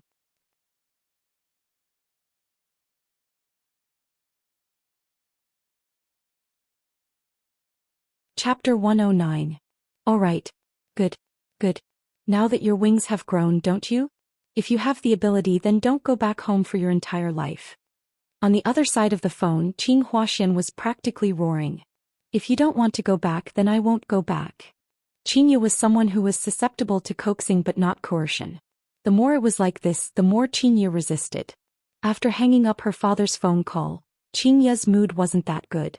If I compare Yihua with my father, I suddenly discovered that Yihua is much better than my father. At least Yihua wouldn't berate me because of other people. After adjusting her mentality, Xianxia walked towards her little sister's room. What do you want to eat? I'll treat you. Fifi. KFC family bucket. Qin Yutong raised her hand and said while smiling. Xianxia shook her head. These two are just children. In any case, I am a person who has a net worth of 100 billion, and yet the two of you only eat KFC. Seeing that big sister finished picking, Qin Yutong blinked her beautiful eyes. Brother-in-law, big sister, how about we go for a round? I have the same intention. Yihua said faintly. You think I'm afraid of you? 3 consecutive players immediately went online, and of course they would be playing in a party. On the way, the cold and aloof Yihua and Xianxia had always been silent, and only Qin Yutong would be chattering and flirting with other people. And this time was no exception. They met a passerby. This round was a mirage and the three people appeared very quickly. Qin Yutong was already impatient to tease people. Little brother? Big sister? Qin Yutong shouted out sweetly. If the other party was a big brother, he would definitely become a level 4 backpack for me. Even my brother-in-law has a big sister to become a level 4 backpack, so I naturally want to have someone to run errands for me.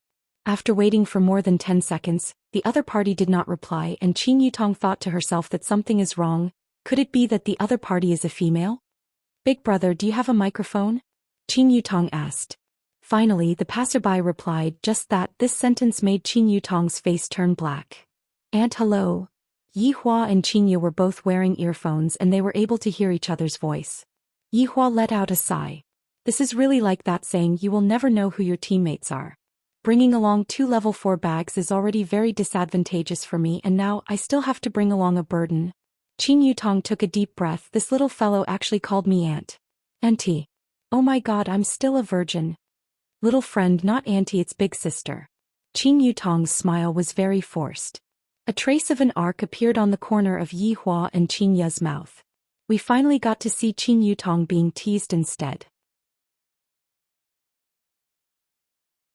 Mother said that only children who are about the same age as Ali are called big brother and big sister. Auntie, your voice is so nice, it's about the same age as mother, so you must be much older than Ali. In an instant, a few black lines appeared on Qin Yutong's brows, especially when she heard the phrase, a lot bigger. She made herself look like an old witch. But this little guy is not bad. He knows how to flatter me and say that my voice is nice. Little fellow, how old are you to actually play games? Have you done your homework or not? Seeing that Qin Yutong was unable to be stubborn anymore, Qin Yutong began to use her age to bully Qin Yutong. Ali has finished the homework assigned by mother. Auntie, don't you need to go to work? I heard that adults who don't go to work are no different from salted fish. The immature voice of a little girl rang out from the earpiece. Qin Yutong had met an opponent with high strength. Yihua and Xianxia took a look at each other. We are both jobless people. Qin Yutong coughed lightly to express her awkwardness. In actuality, her entire person was in a bad mood. Little fellow, auntie has a special occupation. You still haven't told auntie how old you are. Ali will be 3 years old this year. The three immediately went into a daze.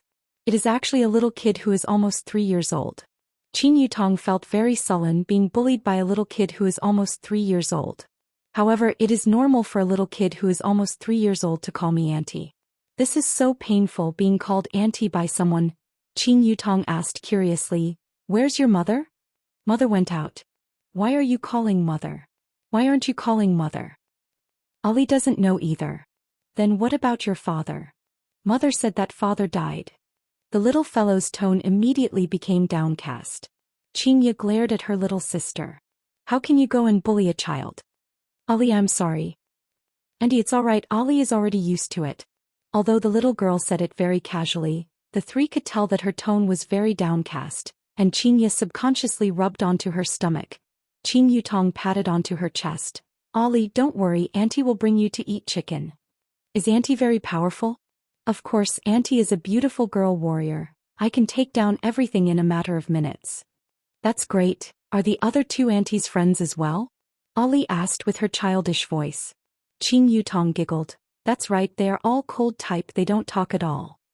Uncle and auntie are all cold type, my mother is also a bit like that, everyone is afraid of her. Ali said in a low voice, seemingly as if she was afraid of being heard by others. Xianxia let out a sigh. Thanks to my little sister, I have also become an auntie. Very quickly the 4 entered the plane and the 4 prepared to jump.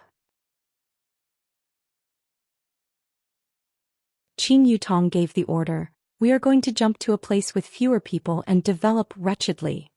Auntie, why are we going to jump to a place with fewer people? Ali often jumps to a boxing gym.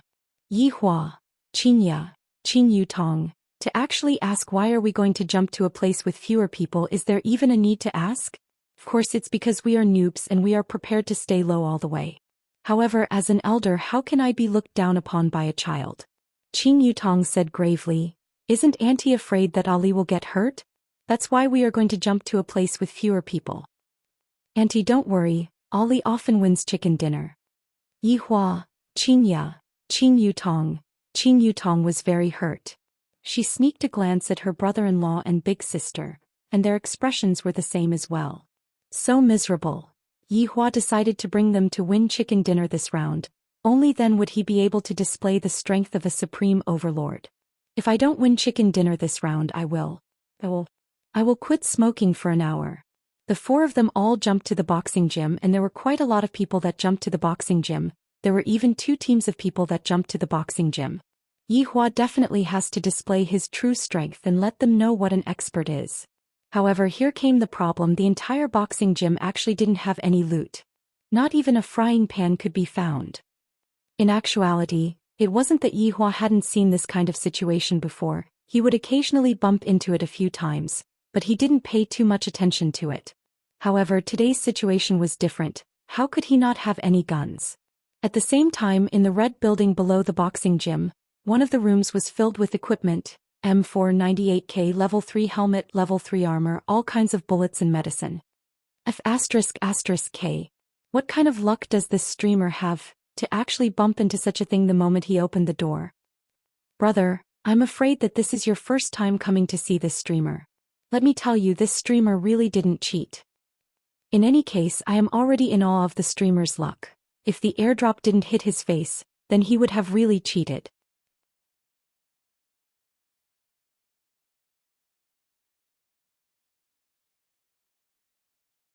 Chapter 110. Yihua, who was in the boxing dojo, was very annoyed. The 2 salted fishes were actually chasing after him and beating him up. This is also a game. If it was in reality, I would turn the 2 of you into a pool of blood. Brother-in-law, I'm here to save you. Qing Yutong suddenly jumped out from an unknown place and punched towards Qing Yutong. Yihua saw that half of his health bar was gone. This must be a spy sent by the enemy, right? Qing Yutong's head shrunk back. Brother-in-law, this is purely an accident. Who asked you to suddenly stop just now? Yihua was really speechless. This was already not the first time. There was another time when someone took out a 98K and aimed it at his head. Afterward, his helmet was destroyed, and the excuse was that his hand shook a little. Brother-in-law, be careful. Just when Yihua was absent-minded, a player jumped up high into the air and punched towards Yihua's head. Bang! It was the sound of a revolver. The person who jumped up was instantly shot in the head. His companions saw that someone else had a gun and immediately ran away. Bang! Another headshot. Yihua and the other 2 were stupefied. Ollie ran over and asked in a childish voice, "Uncle, are you okay? I have some bandages here." Yihua felt hurt, really hurt. I have never felt so sullen before. I was actually saved by a little girl, and she even gave me a bandage. My God. The host in the red building had just finished cleaning up and was about to go to the boxing gym when he heard the sound of a revolver. The host's expression changed drastically. Host, run. The revolver monster has appeared again. Host, where there's life, there's hope. Run. Why did you guys tell the host to run? You guys don't know, but the host has been tortured by this revolver monster a few times in the past few days. After that, whenever she hears the sound of a revolver, she will take a detour. The host's equipment can't even beat a pistol. Sigh, it's not that the host is bad, but that the opponent is too strong. Sure enough, the host chose to drive away. He had tried countless times in the past, but he had always died under the revolver's marksmanship. The opponent was too brutal. With a pistol, little Ollie was simply like a god slaying god. In just a short while, the entire boxing gym was cleared out. Yihua, who was holding on to his wife and sister-in-law, looked at the boxing gym blankly, and a feeling of powerlessness emerged from the bottom of his heart. Next, it was little Ollie's turn to perform. Uncle, Auntie, please stay in the car. Let Ollie charge first. Dong dong dong. Gunshots and grenades rang out from the house in front. Uncle, Auntie, you can come in and loot now. Yihua was very hurt. Qingya and Qing Yutong like Yihua very much. This child is too interesting. Ollie, why don't you let Aunt charge together with you? It's so dangerous for you to go alone. Qingya also started talking to Ollie. Ollie was very cheerful and her sweet voice was very lovable. Ollie said in a childish voice, "If Uncle and Auntie come, Ollie will be distracted." Yihua, Qingya, Qing Yutong, From the looks of it, Ollie had treated the three of them as burdens. Yihua was too hurt and he didn't even want to continue playing anymore. To actually be treated as a burden by a little girl. Ollie could be seen driving the pickup truck and the pickup truck was completely silent. Uncle, Auntie, why aren't you talking? Was it because their equipment was too bad? Ollie will snatch the airdrop for you. Looking at Yihua's expression, Xianxia laughed out. Qin Yutong also looked over, and upon discovering that her brother-in-law's face was as black as coal, Qin Yutong immediately laughed out. Little Ollie was confused. Auntie, what are you all laughing at? Xianxia said tenderly, we are laughing at Uncle, he is too jealous of Ollie. Ollie seemed to have suddenly come to a realization. Uncle, I'm sorry. Ollie stole your limelight and made you lose face in front of Auntie. The faces of the three immediately froze. Xianxia and Qin Yutong immediately laughed to the point where they were gasping for breath. Little Ollie is too cute, she actually said it out loud. Yihua endured the pain in his chest and said while gnashing his teeth, Ollie, you played well. It's alright, Ollie only played for a few days. Yihua almost vomited blood. Ollie is the strongest opponent that I have ever met. Before even exchanging blows, I was already angered to the point that I almost vomited blood. Every single sentence that Ollie said was filled with killing intent. With little Ollie, Yihua entered the finals without any difficulty. Furthermore, there were only 5 players left. 4 versus 1. It's over, the anchor is going to die. A song of death for the anchor. You guys don't need to say anymore, the anchor is very formidable. She fought her way to the finals with 4 players. What's the use of not getting chicken? The commenter above is correct. Yihua didn't even know what he was doing in this round. I clearly wanted to show off my strength, but in the end I didn't even do anything and reached the finals. Furthermore, I was even brought into the finals by a little child. If this were to be spread out, where would I put my face? This game is poisonous. Uncle, Auntie, Ollie, take care of him. This way it will be fair. After finished speaking, little Ollie rushed out. In less than 10 seconds, little Ollie had already gotten rid of her opponent and got chicken. This was the first time in Yihua's life that he got chicken without doing anything. Xianxia and Qin Yutong were extremely excited. The anchor is so miserable, he got beaten up. That's right, he is too weak, I'm unsubscribing. The anchor's heart was also collapsing. It is my fault that my opponent is too savage. Don't leave, as long as I don't meet with a revolver monster, I will definitely get chicken. Xianxia and Qin Yutong excitedly hugged each other and celebrated. Meanwhile, Yihua's face was cold and unhappy. Little Ollie, tell Auntie what is your name? Xianxia asked curiously. Qin Yutong directly gave up on her brother-in-law and went to hug onto little Ollie's thigh. That's right, Ollie will bring Aunt to eat chicken. But Mother said that I can't tell strangers Ollie's name. Little Ollie said pitifully as if he was very afraid of his mother. Qin Yutong said tenderly, is Auntie a bad person? Of course I'm not a bad person. Then tell Auntie your name, little Ollie. After a moment of silence, Ollie's cute voice rang out. Uncle, Auntie, my name is Dong Huang Li. Just as Ollie reported his name, a woman's voice came from the headset. Ollie, why are you playing games again? Have you finished your homework? When Yihua heard this voice, his brows slightly wrinkled. Little Ollie went offline. Xianxia and Qin Yutong were depressed and they were really worried for little Ollie. Her mother seemed to be very strict and it could be seen from her tone just now. The takeout hasn't arrived yet? What's their phone number? I want to go and file a complaint. Yihua had a stomach full of anger but had no place to vent it. I actually got a chicken without doing anything. Seeing Yihua's angry look, Xianxia and Qin Yutong couldn't help but laugh. Xianxia consoled, Yihua, she is just a child, look at you, I'm sorry. I can't help but want to laugh again. Big sister, I beg of you, don't laugh anymore, my abs are about to come out. The two sisters took a look at each other, then once again burst out with laughter.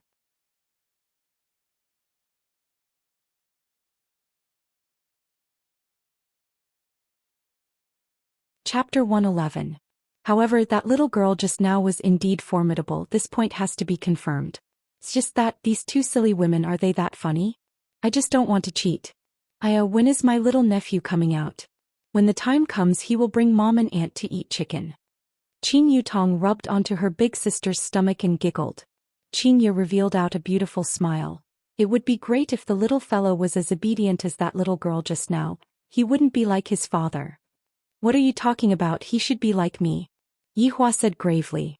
Xianxia snorted. Seeing how pitiful you are, I won't bicker with you. At this time the takeaway arrived. After eating a spicy chicken burger, Yihua walked down the stairs. The two sisters smiled but didn't say anything. After all, being dealt a blow by a little girl who wasn't even 3 years old was indeed quite hurtful. Walking down to the bar counter, Yihua mixed the wine that he liked, then lit up a cigarette. After taking a puff, he took a sip of the wine. This is life, the vexing matter is gone in an instant. After taking the wine and the cigarette, Yihua sat in the booth and slowly sunk into deep thoughts. Being invincible really feels so empty. Even if I win, I won't be able to make my heart feel happy. In the past, I still had opponents who were on par with me, and some of them were even stronger than me. The excitement in battle was so refreshing, but now, I really miss my previous opponents and also those overlords who formed a group to kill me. I wonder if they are living well now. If they are living too well, then I will find a time to make them not living so well. Since I was dealt a blow by that little girl, I can only vent my anger on you two. If you two want to blame someone, then blame little Ollie. While thinking, Yihua fell asleep. Not knowing how long had passed, a voice rang out beside his ear. Your Honor? Your Honor? Yihua wrinkled his brows. Noticing that Wei Chong was standing beside him, he let out a breath of relief and sat up. Lighting up a cigarette, he looked at the time and said, Why are you here already at 5? Your Honor, subordinate just finished a meeting with Xiao Tang and I don't plan on going back. Wei Chong bowed and said respectfully at the side. Yihua stood up and picked up the cigarette box on the table. Did you push her down? A subordinate feels that this matter needs to be handled carefully. Yihua nodded his head and said faintly, Not bad, you know how to think. Thank you for your praise, Your Honor. Wei Chong said with a smile.